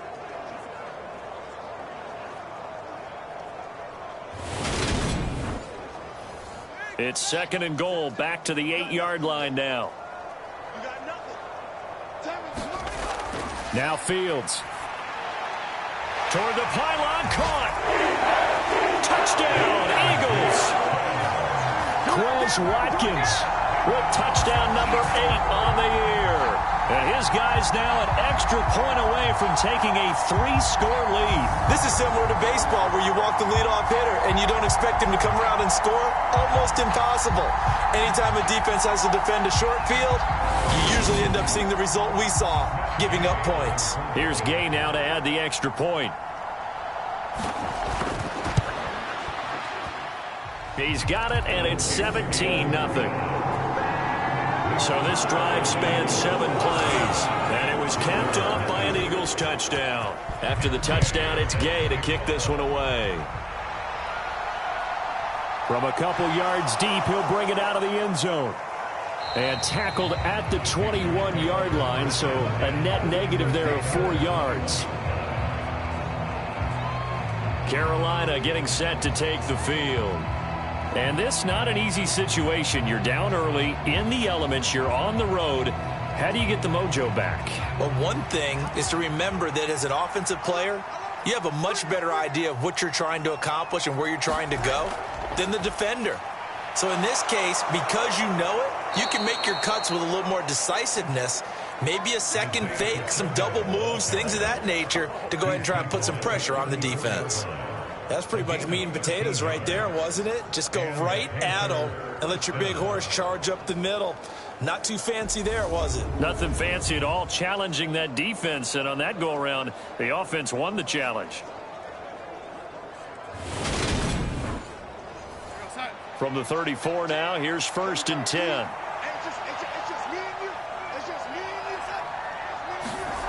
To throw is Darnold. That's complete to DK Metcalf. And they're going to have this across midfield and inside the 45. A well-executed 22-yard gain. Well, these guys have definitely been outplayed in the first half. I like their countenance. I like the way that they haven't panicked out there, the way they're carrying themselves. They're starting to move the ball, and what you have to do, maintain your poise and start to put together some drives. This offense finding its legs now. Here's another 1st and 10. One back in the backfield, he'll get the carry. Down to the 42, 2nd down.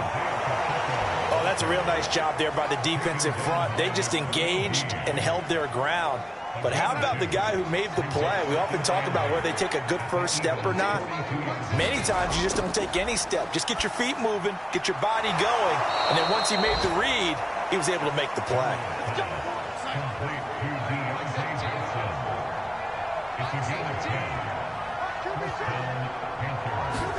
Darnold on 1st down. Dropping this underneath with Herbert. And he'll go down at the 26 following a gain of 6.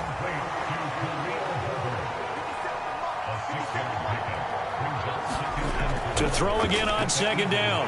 Darnold to Chenault on the slant. And he's brought down inside the 20 at the 18-yard line. Darnold from the red zone now. Over the middle, complete. That's Johnson. And the Panthers are going to be looking at first and goal as they move this down to the 4-yard line. Faking the give, Darnold. And he's got it. Touchdown, Panthers. Hayden Hurst, his first touchdown on the year. And the Panthers are able to cut into that deficit. This is why a lot of play callers love play action in this spot. You just want to freeze the linebackers just for a second. Then you got a chance to get a quick pass into your tight end right behind them for a touchdown.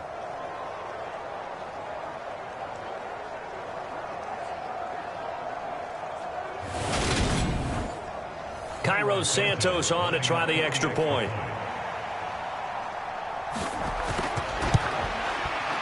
And it's 17-7.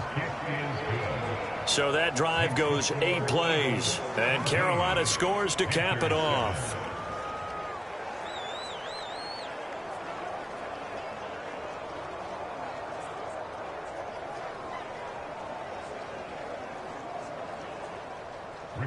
Sanchez now. He'll kick it away following the touchdown. Fields it right around the goal line. And he's up past the 20 to the 22-yard line.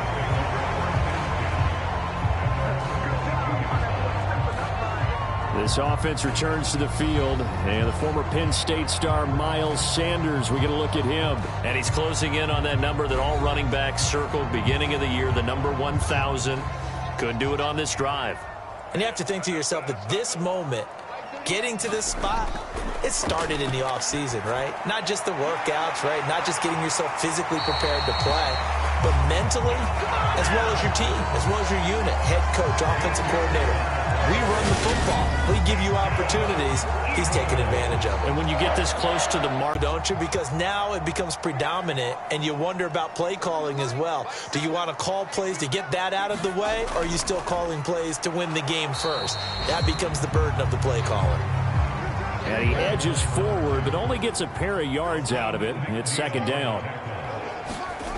Throwing on 2nd and 8. Fields. Got his man complete over the middle. That's Banks. And they're going to have another first down as the tackle's made at the Panthers' 45-yard line. 18 yards on his first catch of the game. It's a first down.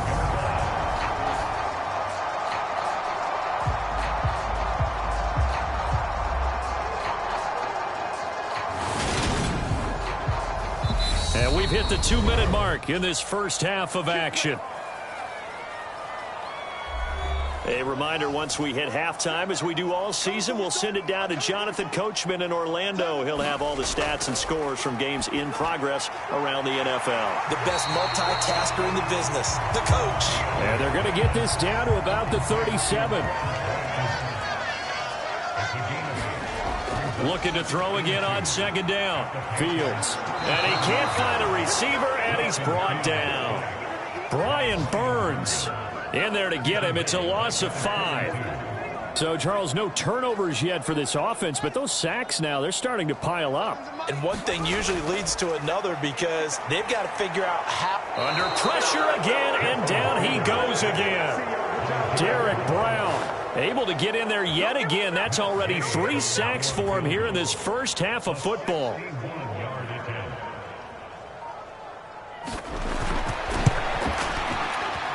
That's running out of steam, and it won't get there. He left it just short, no good, and the lead will hold at 10.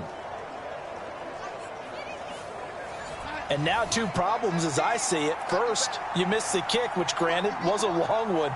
But second, you set the other guys up with great field position and enough time to maybe get downfield and get a field goal attempt of their own. Now the Panthers going to use the first of their timeouts as they'll stop the clock with 26 seconds to go until halftime. So here's a 1st and 10 at the 38. Here's Darnold. Finding Johnson on the out route. That's complete. And he'll cross over out of bounds right at the 25. Back-to-back good plays have him on the move on 1st down. Back to throw, Darnold. And that will be incomplete with a clock showing 18 seconds now to go. An incomplete pass leads to 2nd and 10 from the 25. Darnold now to throw. And that will be incomplete with a clock down now to 13 seconds. So back-to-back incompletions, and that has him staring at a 3rd and 10. Darnold. Oh, he tries to force it in, and it's intercepted. And the Eagles are going to have it here as they'll start at their own 24-yard line. 9 seconds to play, likely the final snap of the 1st half as it's 1st and 10. Well, they're just going to run it here up the middle. And defensively, they're just looking to keep him contained as they're able to get him down. All right, we'll bypass the halftime show in favor of returning to this late season game with the teams coming back from the locker rooms here a bit early. This will be fielded inside the 5. And he takes this near the 25. Just a little pass there. Call it the 26. The Panthers ready to go back to work to start the 3rd quarter. Charles, it'll be interesting to see what adjustments this offense made in the locker room. Haven't really been able to get anything going offensively. Virtually nothing in the ground attack either. So certainly something has to change here in quarter 3. And I'm pretty sure their friends from the defensive side of the ball told them exactly that, because those guys, the stop troops, they've been playing pretty well, and they've kept them around in this game. Now, they got some time. The running game struggled in the 1st half. Opposition knows how to focus on defending the pass here. They've got to re-energize that ground game and maybe open things up for a comeback here in this half. Yeah, he'll fight for a couple as the tackle is made at about the 32. This offense in desperate need of a conversion as they come up on 3rd down. Here's Darnold. And this is going to be incomplete. Now here's Rigoberto Sanchez as he'll kick it away for the 2nd time. And he'll get this away into the icy winter air. Call it 46 yards on the punt, just a single yard on the return as he was covered quickly. And the Eagles will have it, taking over 1st and 10.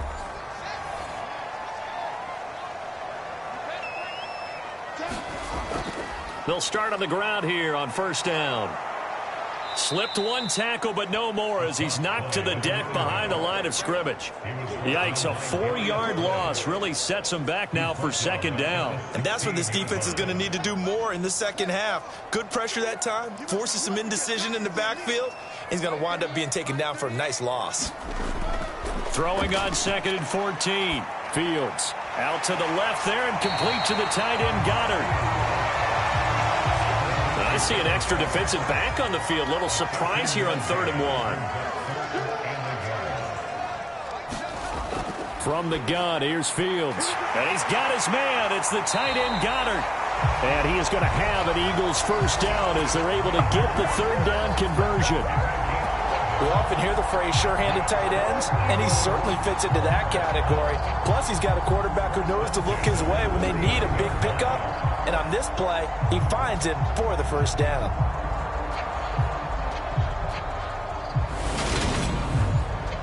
So from the 39 now, they'll come up on a 1st and 10.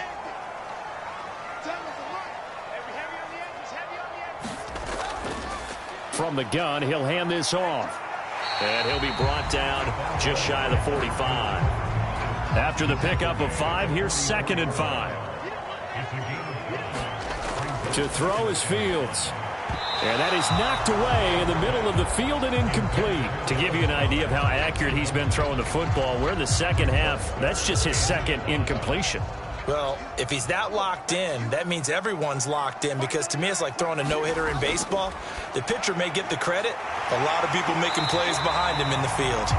And they're going to have another first down as the tackle's made at the Panthers' 42. And they'll get 14 yards out of it and a fresh set of downs. And now we get into the psychology of the whole thing, because a lot of teams with a 2-score lead in the third quarter, they almost become defensive with their offense, just playing not to lose. I think with this team, you got to figure at this point, this is a great spot for them to go into attack mode, really try and put the hammer down and finish this one off. And he'll be brought down at the 27. Every now and then I can speak from experience, because I do know as a defender it is awfully hard to stay with your man on these crossing routes, because even if you don't get picked, there's a danger of being picked either by one of their receivers or maybe by your own defender. And on that play, that worked quite well. Now here's a throw right side, taken in by his tight end. Down he goes at the 23, a pickup of 4. Throwing again on second down. Fields. This one complete to Gresham. And he'll be marked down right at the 15-yard line. But they've certainly done a nice job spreading the ball around on this drive. This time he gets it out to his back, and it's another nice play and another first down. They've got the defense on their heels a little bit. They're reacting instead of being aggressive and making plays. Inside the red zone here, they'll look to throw. And he delivers a strike complete to Watkins. Second down from the 8. They can get a first down by reaching the 5. Fields now to throw. And this one is going to be off the mark, too far out in front. So the incomplete pass on the last play, and that leads us to a 3rd and 3. They'll look to throw again. And this is caught. Touchdown, Philadelphia. Richie James from 8 yards out. And his guy's now an extra point away from taking a 3-score lead. That drive that really increased their cushion felt very military to me. Very precise, methodical. That's one of the words you've taught me. And they just got it done. And slowly but surely now starting to pull away a little bit. Things looking good for them here in the third quarter. Not only pulling away, but you mentioned that slowly but surely. You also drain clock, too, with a drive like that. So you really give yourself an advantage. Extra point by Gay is up and good. And that'll make this a 3-score game now. The lead moves to 17. Following the touchdown, here's Gay to kick it away. This will be fielded inside the 5. And he brings us out past the 20 to the 24.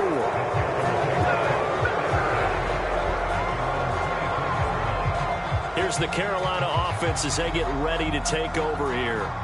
I kind of feel like they've reached a do-or-die point in this game, Charles. If they're going to try to pull off an impressive comeback, it has to start right here, right now. Yeah, now they've got a final chance to get out of this situation, but they also understand they've got to move the ball and move it fast. In addition, they need to save as much time so they can get 2 more possessions.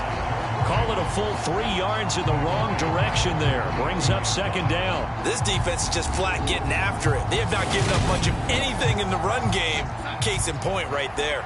A 3-yard loss to start the drive. They'll look to make that up and then some on 2nd and 13. And they'll give him another shot here on the ground. And only a couple there up to about the 23-yard line. A 3rd down now. Those last 2 plays indicative of how things have gone for them. Just nowhere to go on the ground and struggling to put up points. And Darnold going to be intercepted for the 3rd time. And he takes this one back into the end zone. And the Eagles defense gets a pick-6 TD. And Charles, for this offense, those interception woes they kind of had in the first half have now followed them into the second half. And for this defense, they take advantage, turn that into a pick-6. And that defense is in a spot now where they're thinking about ways to close this game out. As confidently as they've been playing, I expect them to do exactly that. Gay is on for the point after.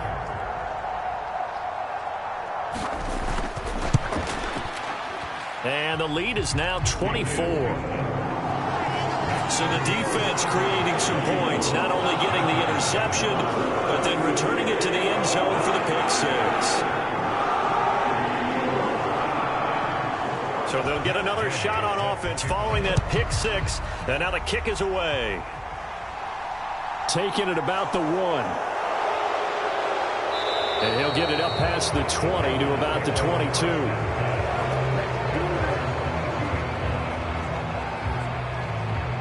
The Panthers out there and ready to begin their next drive. Well, this has been a tough one for them, Charles. They've struggled really on both sides of the football. And one thing that's really plagued them, the turnovers. They've had issues keeping the football in their possession. And every game that's ever been played, all coaches talk about taking care of the football and limiting turnovers. And in this one, after we saw that first turnover, we worried that things would snowball, and it certainly did, especially on the scoreboard.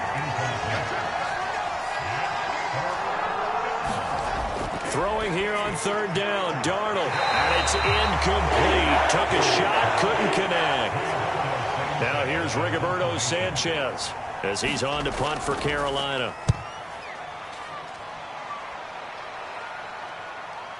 And it's fielded at the 34. 7 yards on the return after a punt of 39. And they will take over 1st and 10. All eyes on Dallas Goedert as the Eagles offense comes back out onto the field. You look at the numbers for him, and 1,000 yards obviously well within his sights, barring injury. He will get there. The question, will he get there in this game? Well, he would love to. Duh, right? Of course he would. But, you know, watching him play this year, we often talk about defenses, you know, allocating extra resources to try and stop a guy of his ilk, right? But you know what else kicks in?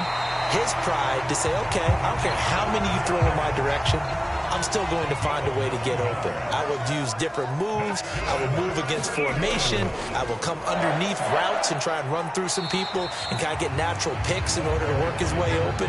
He wants to get that 1,000, and he doesn't want any less passes to come to his direction. A gain of 3, 2nd down.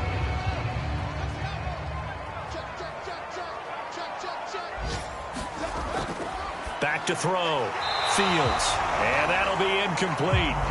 Took a pretty good shot as he tried to pull that one in. Couldn't hang on, 3rd down. And they'll need the 39 here for a first. This is 3rd down. A shotgun snap, Fields. And Gresham's got it over the middle. And they're going to have another first down as the tackle's made at the Panthers' 29-yard line. They give him 17 yards that time as that'll move.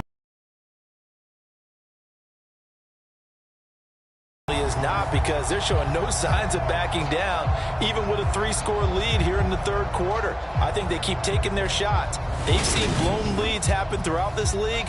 They don't want to fall victim to it themselves.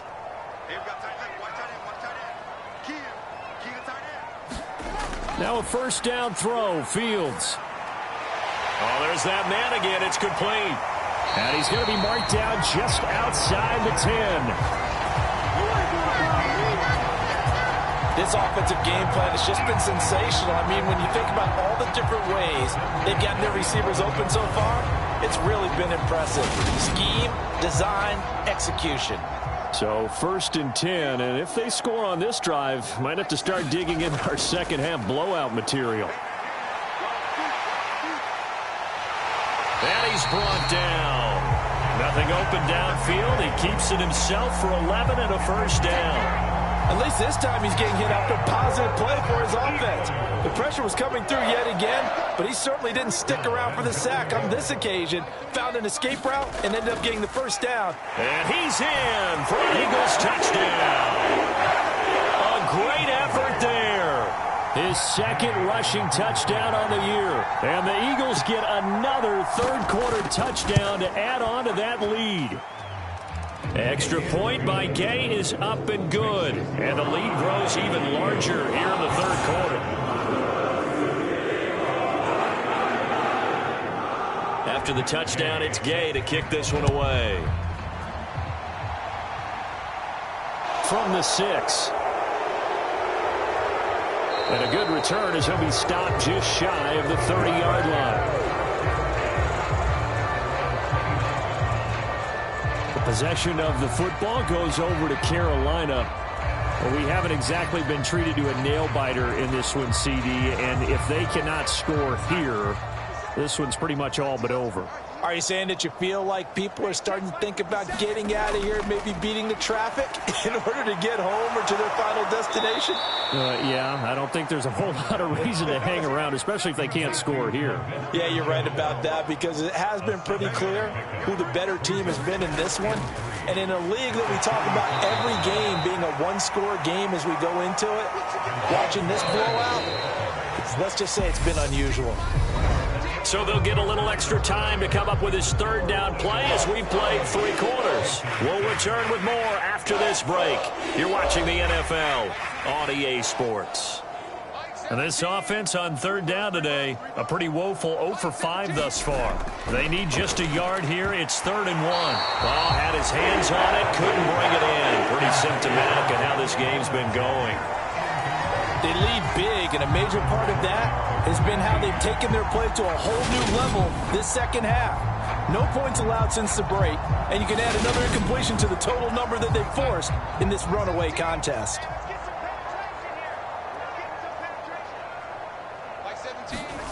Fourth down, and for Darnold, it's desperation time. And he's got room. And he takes this one back into the end zone. And the Eagles defense gets a pick-6 TD. Well, what has been a fantastic game for this defense has been rough for this offense. And certainly a signal caller, Charles, that's thrown all these interceptions. Another one there, and this one taken all the way back for the score.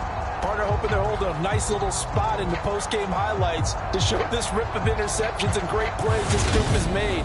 They've been on it from snap one. Here's Gay now to add the extra point. Now this one was over a while ago as they just add on to their big lead.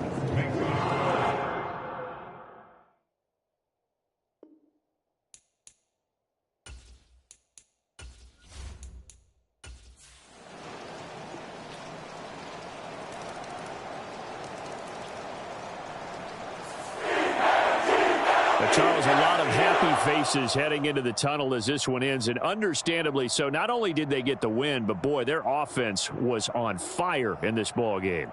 And partner, I have no idea what the top speed is on one of those high-end sports cars. What's the top gear you can get into? This offense, they certainly were there in this one, huh? Everything clicked.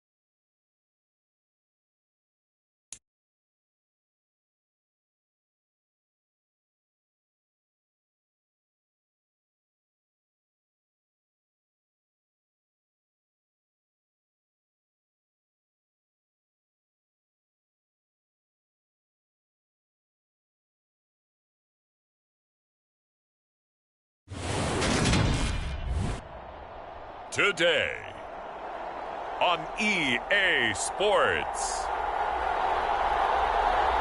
It's week 3 of the NFL on EA Sports.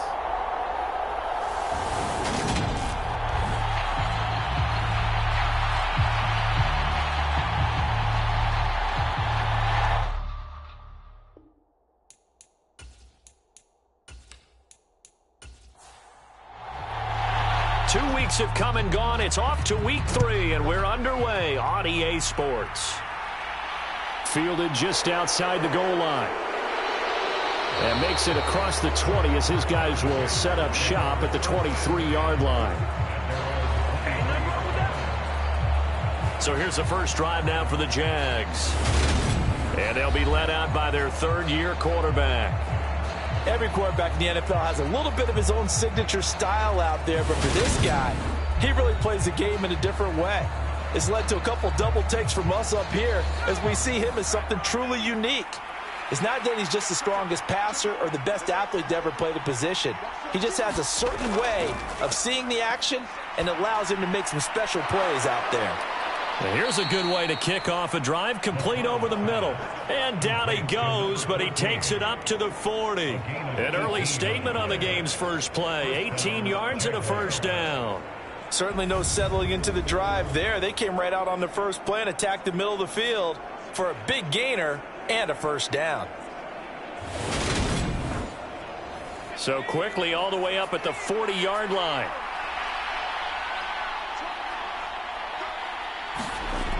Operating from the gun, McLeod. They'll complete this to Ingram as tight end. So give him 5 yards there on the pitch and catch, and it's second down.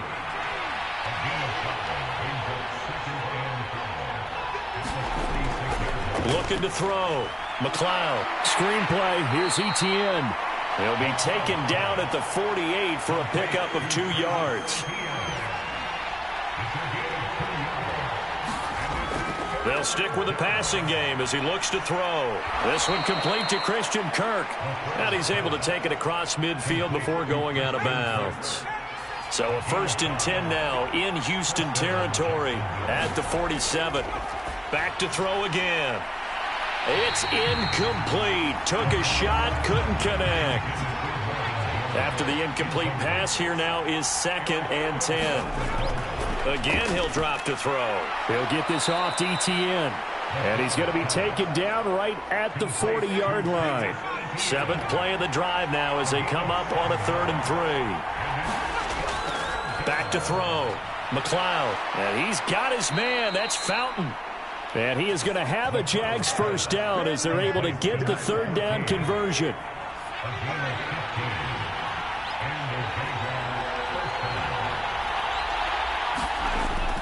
Looking to throw. McLeod. And that one off the mark behind him. Incomplete. From the 24, they'll go again on 2nd and 10. Now a shotgun snap as they'll look to throw. His throw incomplete. This offense was on the move. Now 2 straight incompletions have them looking at 3rd and 10. Back to throw. McLeod.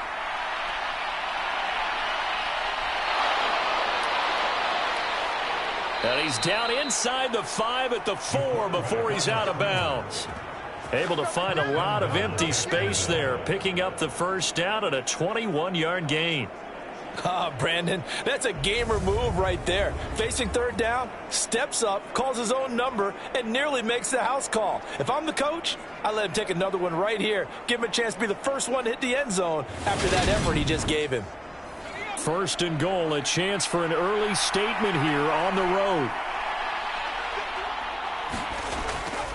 Etienne going to take this down just short of the goal line. He got 3, but could not get the ball over the chalk.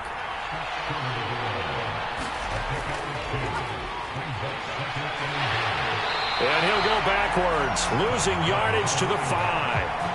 He lost 4 there, and it's 3rd down. This defense is a difficult one to prepare for, one of the best in the league. They'll come at you from all angles, and they did a nice job there stopping him for a loss.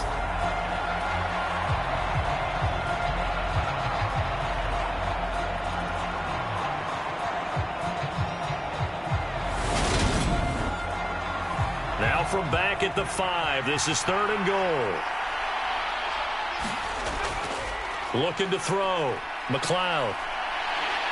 And he will get this into the end zone for a Jaguar touchdown. It's their quarterback. His 4th touchdown on the year. And the Jaguars will jump on top with the game's first score here this afternoon. Building confidence after a loss, that's a good way to do it. The loss last game, but first drive here in this one, cashing it in for 6. Hey, they can talk all they want about putting a loss behind them. I think that drive there did more than any conversation they had, don't you think? That's exactly right. Puts that to bed. And this is what they said all week long. A lot of things they needed to do differently. Whatever they said appears to have worked. Now the try here for the point after.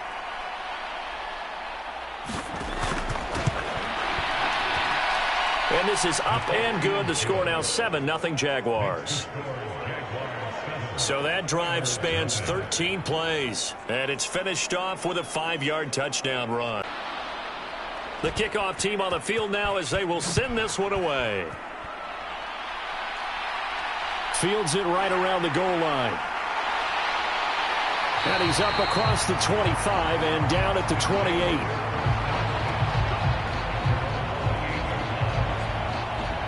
So out comes this offense to take over for the first time. And they'll be led out by their quarterback now in his 3rd season in the league. Before the game, when I said hello to him, I tried to give him a little dap, but he wouldn't give me. They'll begin on the ground with Akers. The numbers for him from a week ago, 19 carries, 70 yards. They're coming off of back-to-back wins, and I think a lot of credit belongs to this guy right here because, to me, he's not only carried his weight, he's carried a few other guys along as well. He's helped draw defensive attention away from not just him, but open things up for his teammates, too. So if this winning streak is going to continue to have some legs to it, he has to remain effective and put together another nice game. Now McCoy. Flushed out right, and he can't get rid of it. He's taken down. There's Sam Hubbard that time in there to bring him to the ground. On 4th down on his Logan Cook to punt. He was called on 3 times in the win last week as his first one here's away. And taken right on the 30.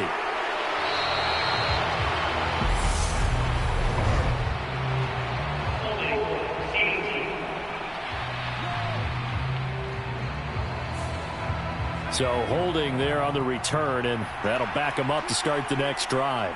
Yeah, that's a pretty easy call right there, partner. I think when the officials look in their manual and see the expression, jersey getting pulled, that's a flag coming out every time. He'll wind up getting right about 4 there on the scramble, and it's 2nd down. On the counter, Etienne. Looking for a crease, can't find one. Stopped at the line of scrimmage. No gain on the play there, so they're left with a 3rd down and 6.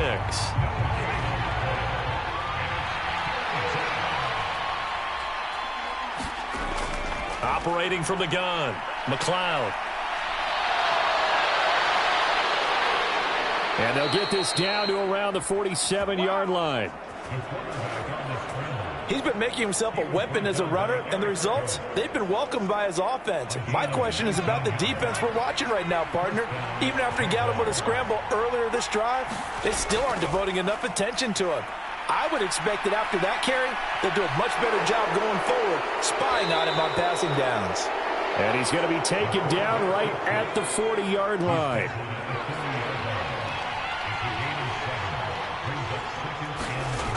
On 2nd down, a run with Etienne.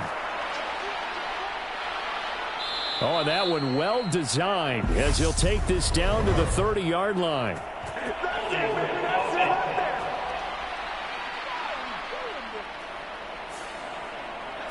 So that flag obviously takes away the good yardage that they had on the play. And talk about a momentum shift, because we can visibly see this celebration shifting from one side of the field to the other as soon as everyone saw the flag. This is 3rd and 1. Very likely 4-down territory, even if they don't get it, though. Operating from the gun, McLeod. And that is incomplete. Oh, he did everything but hold on to it. But a nice play defensively, and now it brings up 4th down. They'll try and run for it. And they are going to stop him on 4th and 1 as they'll wind up going backwards. He only needed a yard, but he couldn't even get back to the line of scrimmage. And as a result, possession switches hands. Good starting field position for them here as they come up 1st and 10 at the 40. Here's McCoy. Sliding out of the pocket. He'll get 3 yards on the scramble there. It's 2nd down.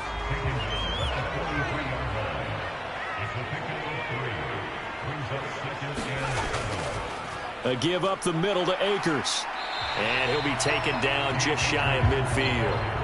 A gain of 3 last play. This time they double it and pick up 6. A quick burst there, and he nicely bit off a pretty decent gain.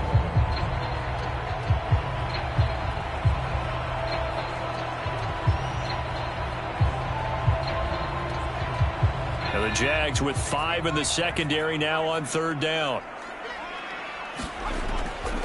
Operating from the gun, McCoy. And that one off the mark, a little late with a throw.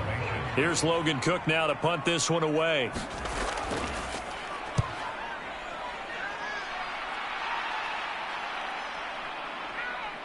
And there's a work of art right there. Out of bounds at the 2-yard line. That is how you flip field position. That's an absolute bomb of a punt. Downs it inside the 5-yard line. Absolutely ideal. From that position, you're hoping to get it down inside the 15, inside the 5. Superb.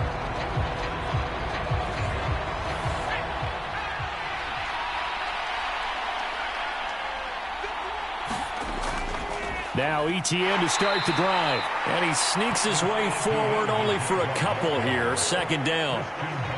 Well, not a game that you're going to go crazy about, but when you start at your own 2-yard line, any type of space is good for the offensive guys.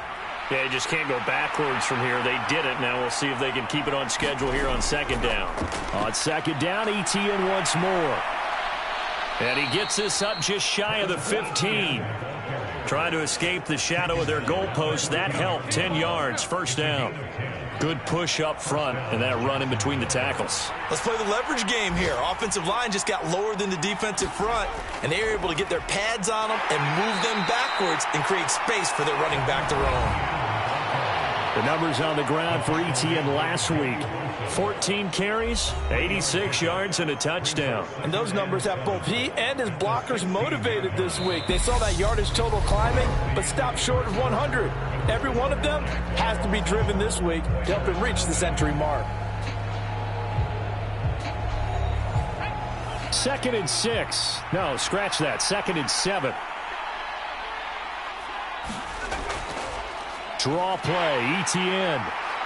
And that closed up quickly there as he gets it up only to about the 17. The Jaguars on 3rd down. They have been superb. 5 for 6 to this point. This is 3rd and 7. From the shotgun, he'll look to throw. And that is incomplete. Well, that's a defensive coordinator's got to be happy with that result. They took away all options downfield and forced the incompletion. And the Jaguars send out their punter, standing just outside his own goal line. He punted 4 times in the loss last week as he gets this one away here. And a fair catch called for and made just inside the 35-yard line. So a change of possession here on the punt. And out will come the offense as they take over. Houston's offense taking over again. They've shown precious little here offensively thus far as they try again with a 1st down now. They'll start this drive out on the ground. And not a whole lot of room to operate there on the 1st down run. He gets maybe 3. This a 2nd and 7 from the 37. Back to throw. McCoy. And this is caught. First catch for Keenan Allen. And able to get this one across the 45 before he's brought down. 12 yards there and a 1st down.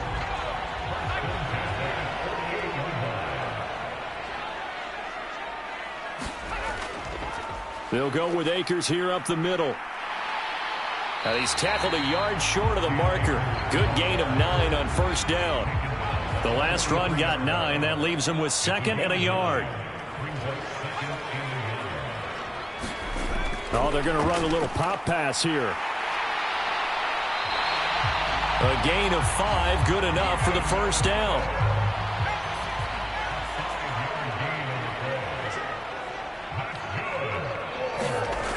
Looking to throw. McCoy. Slant pass complete to Akers. And he's going to be taken down at the 28-yard line. Options galore here. Second and a few inches. Now here's a little touch pass as they tap it quickly to their receiver. 6 yards the pickup, and that's a first down.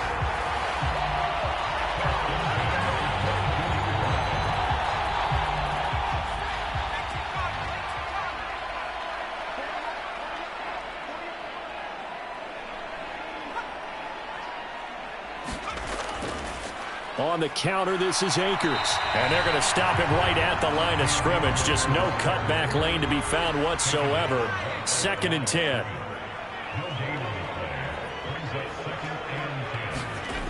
Looking to throw on 2nd down. McCoy. And he will slide to a stop. He does have the first down. It's a gain of 11 yards that time, and it produces a new set of downs. Certainly not the way they drew it up in the playbook, but that's why they love this guy back there. He sees things breaking down, and he's more than capable of finding an escape route and still getting a decent gain. This offense finding its legs now. Here's another 1st and 10. Back to throw. McCoy. And this will leave him a yard short. Nice pickup of 9 yards on first down. 2nd and 1 from the 2.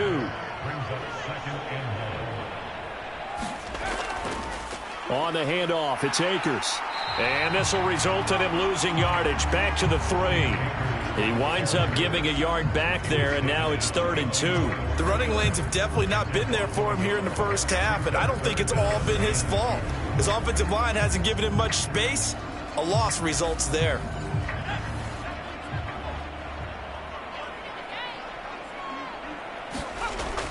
They'll try and run for this with Akers. Boy, no chance as he was met and dropped behind the line there. Nothing doing on 2nd and 3rd down after that 9-yard gain on 1st.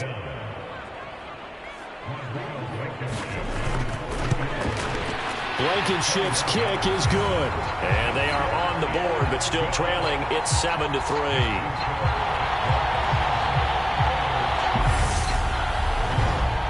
So a long drive gets them down inside the 5, but ultimately they settle for just the field goal. And I have to think that if maybe they were a yard closer, that would have made their decision tougher, and I think they likely would have gone for it. But in this situation, they just decided to take the 3, and I think it was a smart move. So here are the Jaguars to take over on offense. They were losers last week, dropping that game to the Indianapolis Colts. But the good news for them, they've got the lead right now and the football. 1st and 10. And they're able to get this one across the 35. A nifty bit of scrambling there. 12 yards, first down. I can't be sure how much of that was planned pre-snap, but it certainly opens up some avenues for their offense. And if he can stay a threat to break off those kind of runs, it'll pull defenders away from coverage and open up some choice throwing lanes for him moving forward.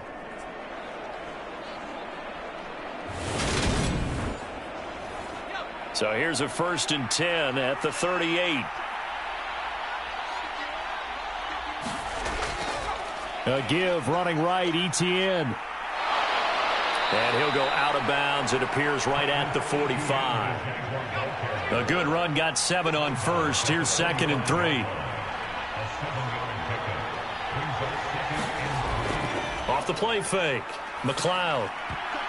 And that is incomplete, but a penalty flag is down. This could possibly be a push-off.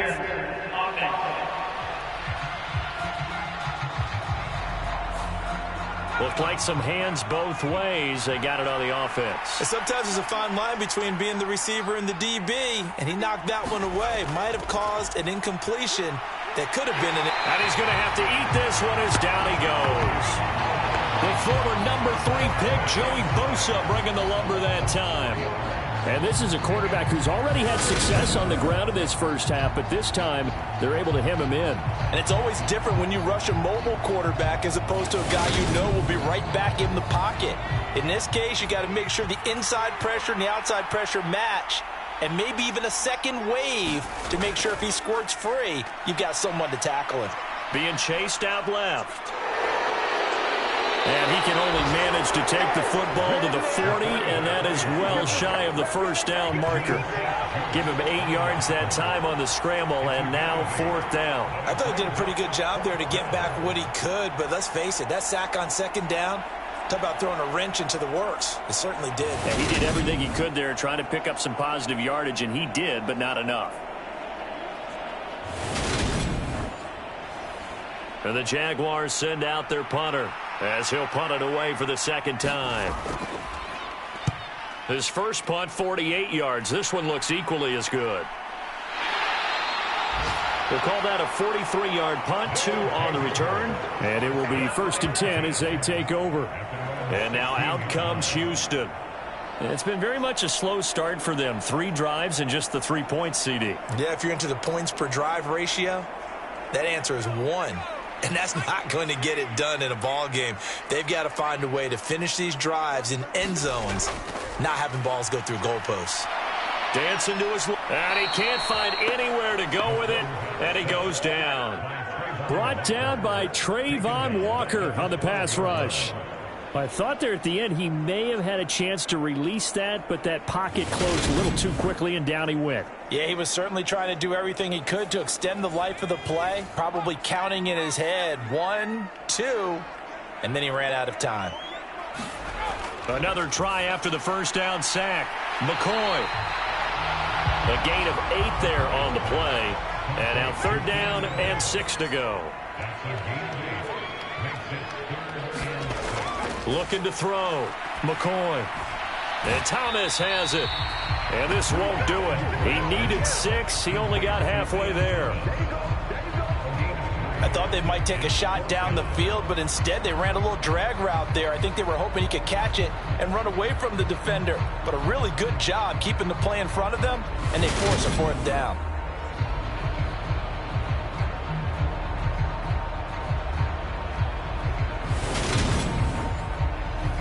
Here's Logan Cook now as he's on to punt for Houston.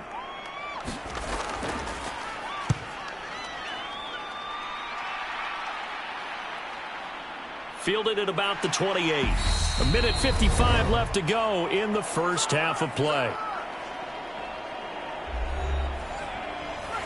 We remind you that coming up in 2 minutes' time, we'll hand you off to Orlando, where Jonathan Coachman will have highlights and analysis of this first half of action.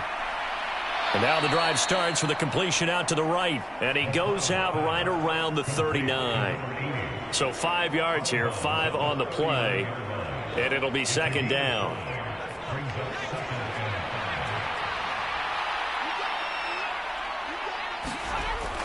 Back to throw.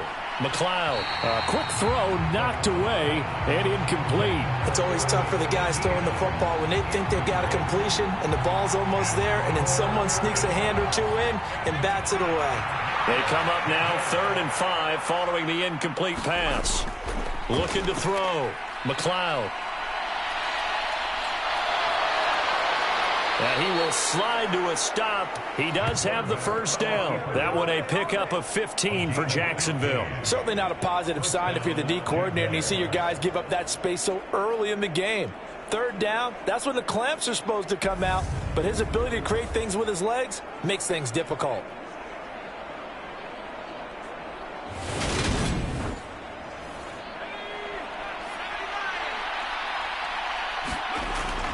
On 1st and 10, it's Etienne. Oh, good move. As he's got this down inside the 40 to the 39.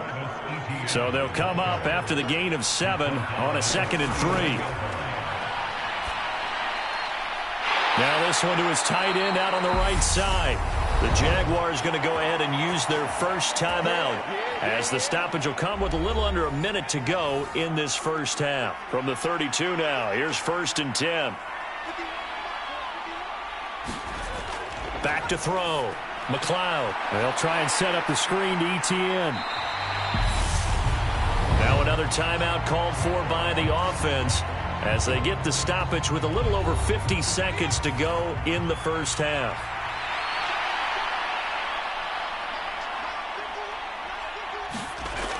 Looking to throw on second down. McLeod. And they're not able to hook up there.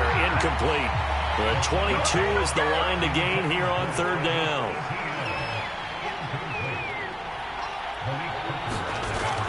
Looking to throw. McLeod.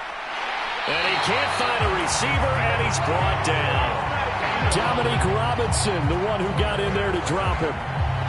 Partner, you know what I'm going to say before I even say it. Yeah, you just cannot take a sack in that spot. You're exactly right. You can't take a sack in that spot. Potentially now, a 3-point swing right there.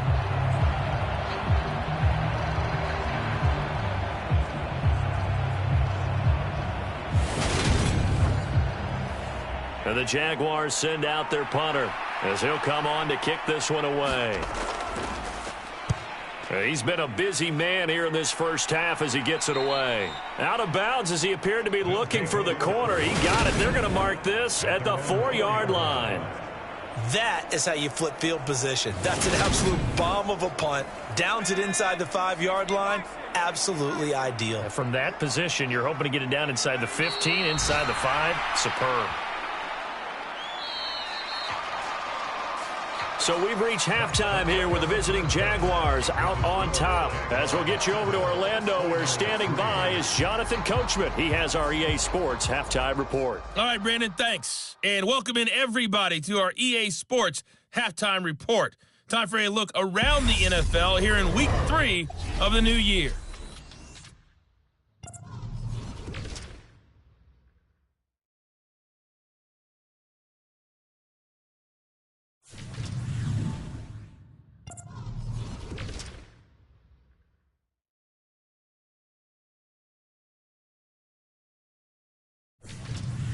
Lastly, let's check on one final game for you. And you can see they are scoreless as they play the second quarter. Meanwhile, in our game, not a lot of offense to go around. 7-3 is our score. Will we see things open up in the second half? To find out, we get it back to our guys in the booth, Brandon Godden and Charles Davis. All right, Coach, thanks. Yeah, both teams likely to make some changes in what's been a closely fought battle to this point. And this will not be returned, so the second half begins with a touchback. And this offense set to go now to begin the third quarter. This is a game, Charles, that's been fairly starved for offense. Really not much in that first half. We'll see if they can get something going here as we look toward the third quarter. And not just a chance to finally get a little more offense going, but to erase that small deficit they currently trailed by. I think they'd send a pretty powerful message to the opposite sideline if they drive it right down the field coming out of the half. Timing is so important on a route like this because he's going to line up out right and then cut straight across the field. I think the ball might have come out a count or two too late because by the time he was able to secure it, not much of a chance to turn it upfield. From the 31, McCoy. And he'll be brought down right around the 37. Maybe not exactly what they had in mind, but that scramble good for 6 and a first down. As he came to the line of scrimmage, he knew he didn't need much to reset the chain, so when he saw the space he needed, no hesitation. He went to the marker and got his guys a first down. Throwing on first down. McCoy got a man. It's Brown. And he slips up past the 45 before being tackled. They'll run on first down with Akers. And a nice move will yield nothing as he's stopped behind the line. He'll lose a yard there, and it's 2nd and 11. Well, we saw a lot of negative plays that resulted in plenty of lost yardage in the first half, and that trend is continuing here.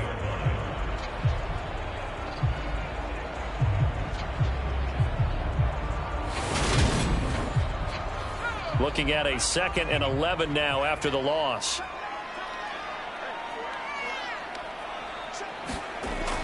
Back to throw. McCoy.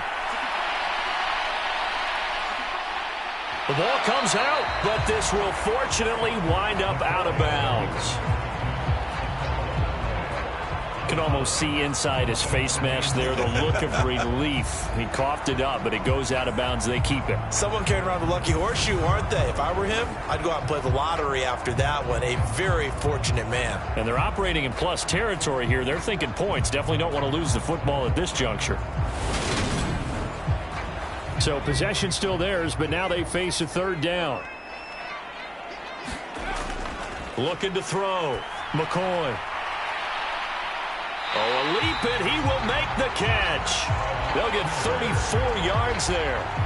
Defender was right there in his shorts. Is that one of those situations as a DB where you just tip your cap and say, nice catch? Well, you're supposed to, but a true competitor, he's not tipping his cap at all. He's upset he still didn't make the play. If it's a 50-50 ball or a moment of truth, he's got to win more than his fair share of them as well. Probably especially angry because if it was incomplete, would have been fourth down. Exactly. So how about this for field position after the big play? Inside the 15 now as they come up on 1st and 10. From the red zone now, they'll look to throw. And he just throws this one away. Smart decision here this close to the end zone, and it brings up 2nd down. Throwing again on 2nd and 10. McCoy. That's caught left side. It's Higbee, the tight end. 9 yards, not quite enough, and they'll be left now with 3rd and 1. Brandon, perfect defense in this situation would have meant that there was an incompletion. They would have picked it off. Okay, so they gave up the completion. But I really enjoyed watching how the defense stayed in sync, stayed in great communication. And as he dragged across each zone, you see him pointing, communicating. There he is, and they passed him off to each defender. And he's going to be swallowed up and taken down. Sacked back at the 5-yard line. And, Charles, they only needed a yard there. They try to pass the football. What do you think? Well, I can't really go all out and kill them for the call because that 3rd and 1 fake and throw it over the top for a big play, that often does work. But in this situation, the pressure got to him. Out there is Rodrigo Blankenship in the field goal unit. From the left hash, should be a fairly easy one here. Blankenship's kick is good. And they'll get it back within a point at 7-6.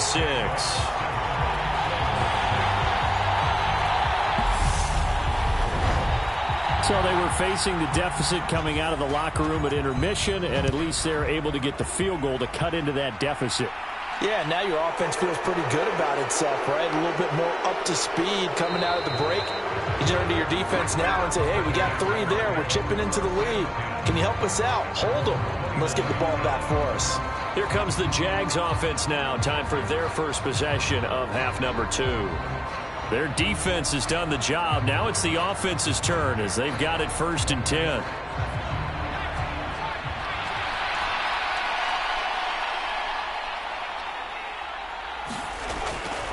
They'll start on the ground. Etienne. He'll work his way up the middle for a gain of about 4. 2nd down.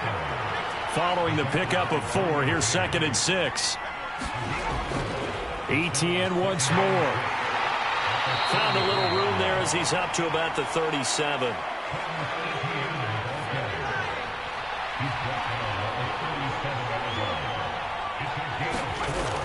On 3rd and 2, McLeod. He's got this one complete to Fountain. And he will have a Jaguars 1st down, and he's going to have it by plenty. Able to get 8 yards there on 3rd and 2. I like the call on 3rd and 2. They were geared up to stop the run. I like the fact they just hit them quick. A little slant route. All about timing there, partner. Yeah, the timing, everything well executed.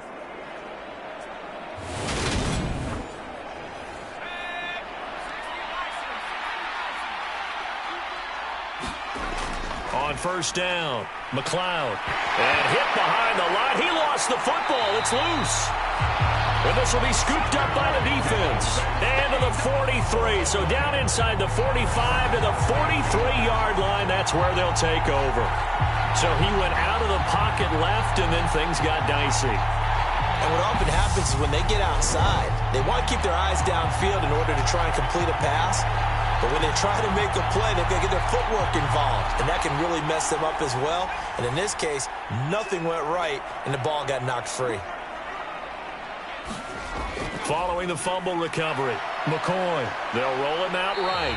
And he'll take this beyond the line of scrimmage as he slides to a hole. From the 39-yard line, here comes second down and 6.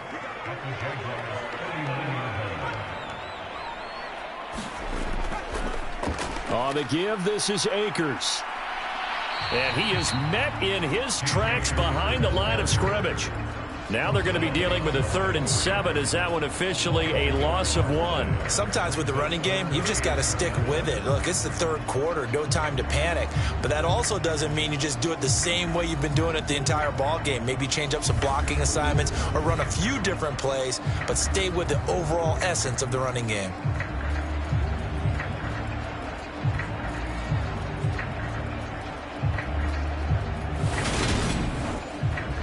The line to gain is the 33 on 3rd down.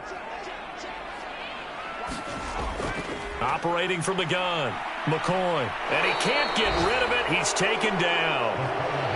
It'll be a sack and a loss of 3, but more importantly, it brings up 4th down. And this dominant defensive performance continued on that play. This poor quarterback has not received the protection he needs and has had to pick himself up off the turf far too.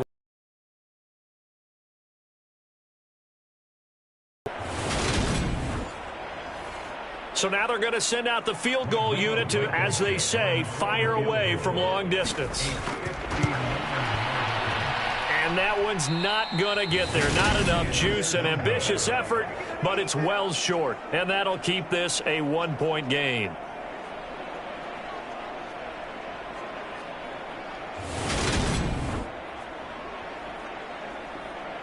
Out comes the Jacksonville offense as they get set to take over here. Now this game, it has obviously been all about the defense on both sides of the football. Which offense is going to break through here? We'll see if they can do it on this drive. Jaguars come to the line to start their next drive. And last drive, and he fires one that's intercepted. Derwin James with a pick. And to the 40-yard line, that's where the return stops. When I looked down, he was kind of shaking his head right after he threw that pass.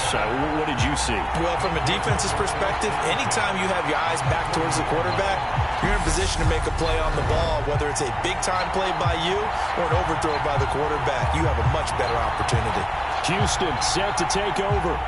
And I hate to point to that missed field goal from their last drive, but you look at the scoreboard, they would be in the lead if they had that 3. Well, no doubt those points or those missed points do loom large, but here they're getting a chance for a makeup, aren't they?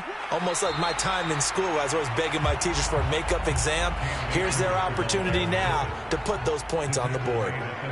And every point becoming more vital here in the second half. Over the middle here to Brown. And he'll be brought down at the 27. And that's a more than acceptable read right there because it's zone coverage, so timing is everything. This time he waits for his man to come open, puts it right on him, and they pick up a first down.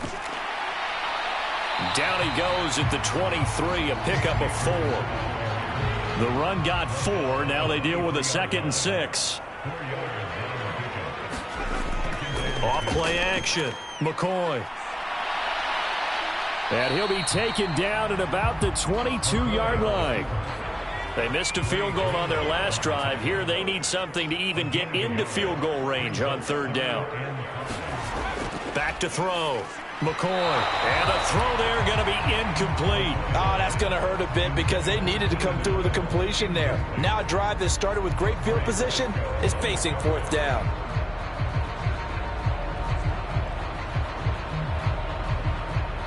Out there is Rodrigo Blankenship in the field goal unit. It's a 39-yard attempt, right hash.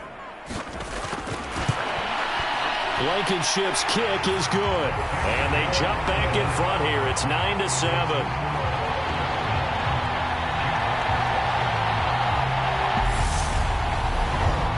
Well, a pretty important sequence here, CD. They were trailing in the second half. The interception gives them the opportunity, and the field goal gives them the lead. And what a clutch play. You love to see guys come through like that. Now it's their game to lose. Time to get back out there and come through with another big stop. And out now comes Jacksonville as they get ready to go. They are looking to make a bit of a 180. They are sputtering right now. And frankly, I think it's time to call your playmakers together. and say, all right, guys, we're going to lean on you through this patch. We need you to get us back on track and get us going in the right direction. So you're calling plays geared to them. Not necessarily what you look at your plays, oh, this hurts the defense. I want the ball in the hands of X, Y, and Z and see if we can move forward. So don't get too cute. Go to the playmakers. On second down, Etienne once more. And this will be a Jaguars first down as he's got this up to the 35-yard line. Another tote for Etienne. And just no chance of turning the corner. He can only get back to the line of scrimmage. 2nd and 10 coming up.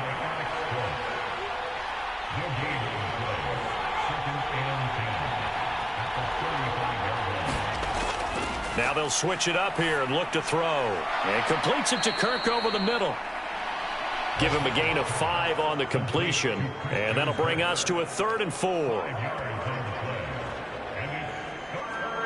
In search of 4 yards here to pick up the first down. From the gun on 3rd down, McLeod. And they're able to work this across midfield to the 48. If you're going to blitz, likely going to leave you in man coverage with this guy, and that is less than ideal. It is, because just about any offense that has an elite receiver, if you blitz and have him in man coverage, you're going to him, even if he has an elite defender on him, because he usually knows where the ball is before the defender does. So a 1st and 10 now in Houston territory at the 48-yard line. And this time he's able to take it down to the 42. 62 yards rushing for him now in the ball game. They've created a nice sustained drive off of plays like that. A nice strong run there that keeps them advancing the ball.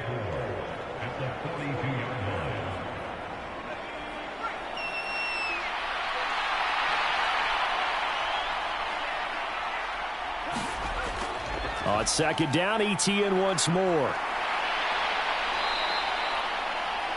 Here we go! Here we go! 3 quarters have come and gone. You're watching the NFL on EA Sports.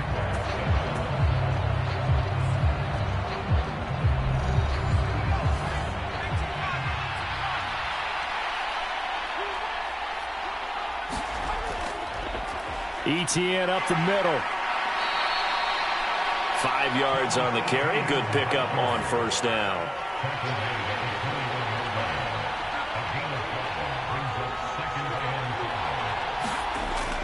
Straight ahead, Etienne. And a couple of yards as they move it from the 21 to the 19.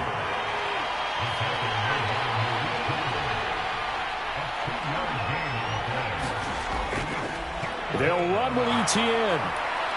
And he picks up the first down yardage as he takes it down to the 16. But just 4 yards on the pickup, but that's good enough to extend the drive. That right there, a good sign for a team that's had trouble converting 3rd down so far this year. They're in the bottom 5 in the NFL, but they come through there. Yeah, and I bet if we put our guy Marvin on the case and say, Marvin, tell us where they rank on 3rd and what, right? I bet they're in the top 5 in the league on 3rd and 5, 3rd and 6, 3rd and 7 or more, because that's how you end up not converting.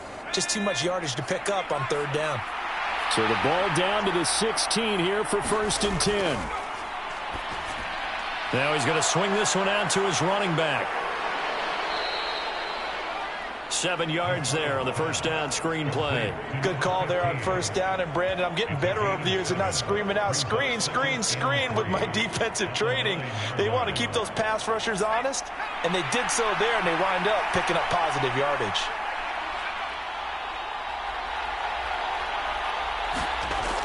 To throw on 2nd down, McLeod firing quickly here, and that's complete. And the Jags are going to have a 1st and goal coming up as the tackle made at the 3-yard line.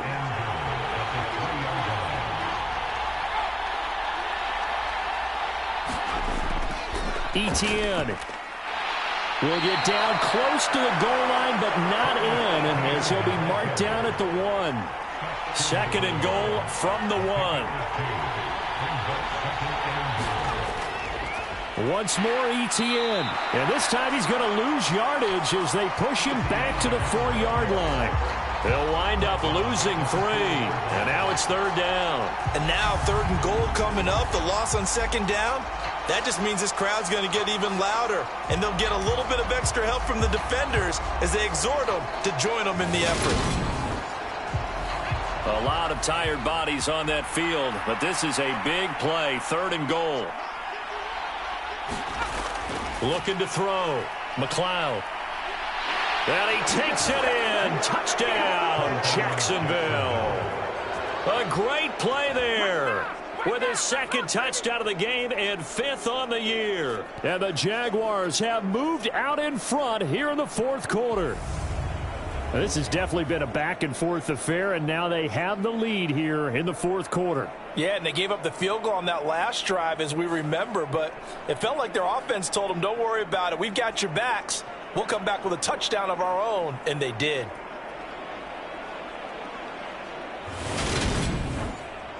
The call is to go for 1 and kick the extra point.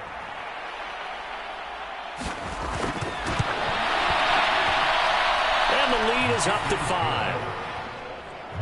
That drive a long one, spanning 15 plays, and it results in a 4-yard touchdown run. Out is the kickoff unit as they run up and send this one away. This taken in at the goal line. And he'll be stopped up at the 25.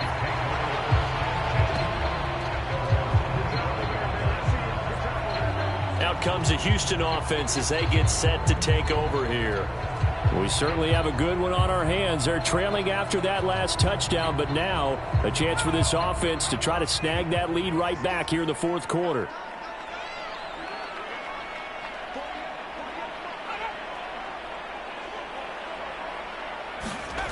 On 1st down, they'll start out with Akers. And he will lose yardage here back at the 23-yard line. 2 yards the loss, 2nd and 12. There's no question that coming into this game, this defense was pretty vocal about its desire to take this running back out of his game. And all that pregame wolfing has turned into results. So the opening play of the drive goes backwards. Now they'll come up on 2nd and 12. Back to throw. McCoy. And the Jags get to him as down he goes. Sam Hubbard picks up his 2nd sack of the afternoon. This defense, they just continue to feast. 5 sacks now as a unit. It's been quite an afternoon getting to the quarterback. And we're seeing it come from a variety of places as well. Sometimes just the guys up front and getting to them. Other times you add extra guys rushing the quarterback, twists and stunts. It's been a variety, and they've had no way of blocking them. Now on 3rd and long, they'll look to throw. Over the middle and complete to the tight end, Higbee. It'll go as a gain of 4, and that's going to make it 4th down. One thing I think that's safe to say defensively, the tackling's been really good. And because of that, it's been very, very hard for them to move the ball because you're not getting the benefits of run after catch. They're tackling them almost on the spot. That means you have to run extra plays, harder to move it. Here's Logan Cook now as he's on to punt for Houston. He's averaging just under 50 yards a punt as he gets this away. A 46-yard punt, 4-yard return. And the Jaguars go on offense, 1st down and 10. And now out come the Jags. As if for some reason they would make a mistake, a field goal does the opposition no good. Everyone loves to have a little bit of a cushion, and that helps you immeasurably. But the bottom line is, do all the things that you're taught in order to close out the game. Don't even let that become an issue. Yeah, but still a one-possession game. This one not fully over yet. On 2nd down, Etienne once more. And he is met quickly in the backfield. Down he goes, folded like a lawn chair. Now they're going to be dealing with a 3rd and 7. Is that one officially a loss of 1? Now, obviously, that's some good work there defensively, being able to stop them and bring it up a key 3rd down. But if you're on the offensive side of the ball, there's an opportunity because I know what defensive guys are thinking right now. Just stop them, get to the ball. That means they might not be sound defensively. There could be some opportunities. And you said key 3rd down. Highlight that word, put it in bold. Here we go. To throw on third down. McLeod finds his tight end Ingram. Call it a gain of 3 on the play. And that's going to bring up a 4th down. You hate to surrender the football when you're nursing a slim lead, but they're going to have to punt it away. Trust that defense. It's the right play at this stage of the game as well. You don't need to press it here because you do have that little bit of a cushion, and you count on your D to make it stand up. And the Jaguars send out their punter as he'll punt it away for the 4th time today.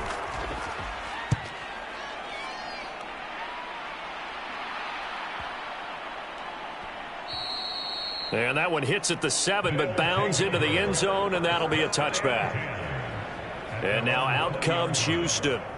Their defense accomplished step 1 of the mission. They forced the punt. Now they'll look to erase that deficit and take a 4th quarter lead. Throwing to start the drive. McCoy. And a dangerous throw there as that's knocked down and incomplete. After the incompletion, here's 2nd and 10 from the 20. To throw again. McCoy. He'll get this to Akers out of the backfield. And he's brought down at the 24 after a gain of 4. This offense so far on 3rd down, a pretty anemic, a very anemic. 1 for 9 thus far. This will be 3rd and 6. Oh, that was sailed a bit, but the catch is still made. And he's taken down, but able to slip across the 35. That'll put him at 66 receiving yards now for the game, and he's got a 1st down. And here we are in the 4th quarter, partner, and watch them drive for what would be a go-ahead touchdown. And you and I both know this is where you need a quarterback who can keep his cool back there. Not just for himself, but to keep the rest of the team relaxed too. So from the 36 now, 1st and 10. Operating from the gun. McCoy forced out to his left. He lost 9 there. That's really going to set him back for 2nd down.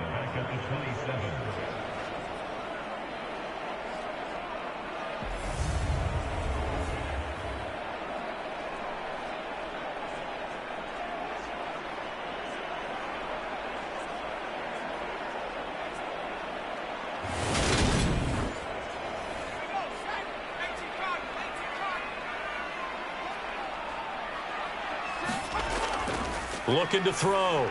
McCoy into a double team, and it's intercepted. And he will take this one home. It's a touchdown. Well, just to add that to the list of great moments for this defense today. They've really shredded that game plan on the other side all 4 quarters. And, Charles, that pick 6, that's kind of the cherry on top. Yeah, and they did it, and I feel like I'm quoting a bad movie line, but they did it together, didn't they? Fed off of each other, every big play they made, every tackle, every pick, everything they've done. They continually built energy in this one, and how about them culminating with a pick 6?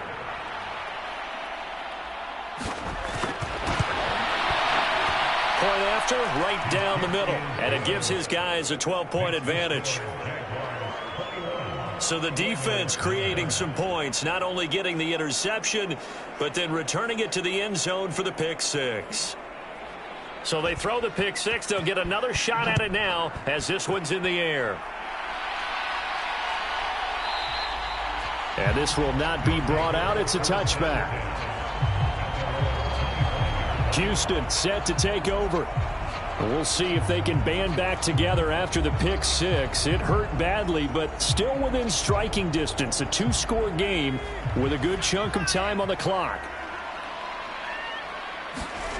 Throwing after the interception. McCoy. And this is incomplete. They don't get the hook up there, but you really have to marvel at how precise he's been throwing the football these last couple weeks. Oh, that's the perfect word for it, precise. Because if you're at 70% or better 2 weeks in a row, you have a job as long as you want one in this league, won't you? I mean, let's face it, it's not just West Coast offense either. He's putting the ball downfield as well. On 3rd down, McCoy to the right side and complete to Thomas. And a good job defensively. They stop him short of the 1st at the 32. That's good. The completion there for 7 yards, and it'll be 4th down. In this situation, the dictation is coming from the defense, right? They're going to tell you, you can have 6, 7 yards, do that all the way downfield. Let's just go ahead and take the time off the clock. I think they've got to start attacking vertically a lot more.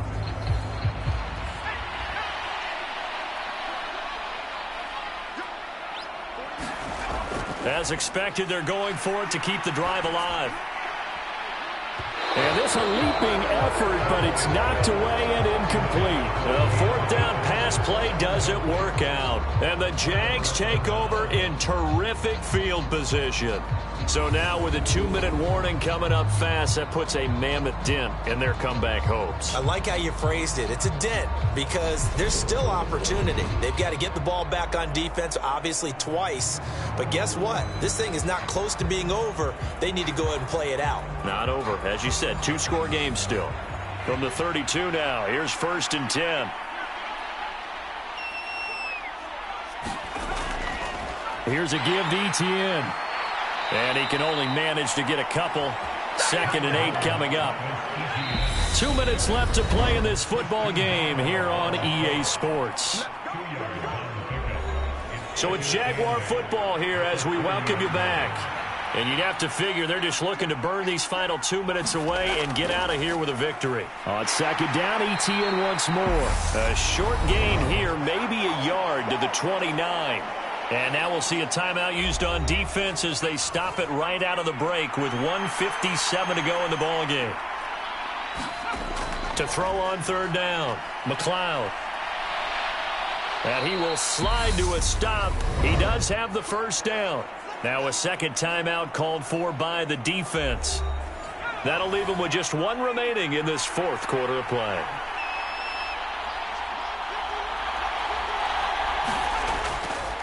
A handoff running left is Etienne. And he's only going to get a yard from the 20 to the 19.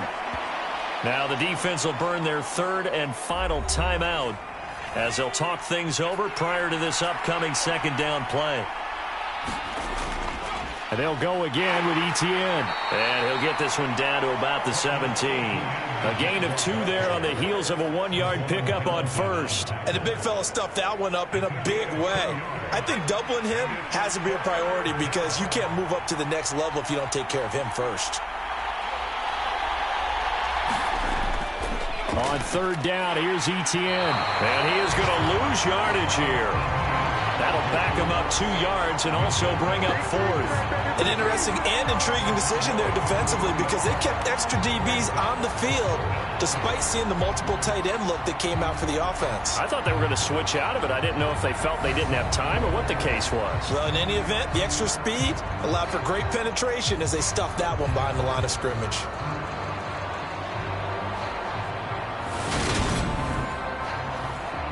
Now a field goal try coming up here for the Jags. This just a 35-yard attempt from the left hash. And his kick is indeed good, and that will extend their lead even further.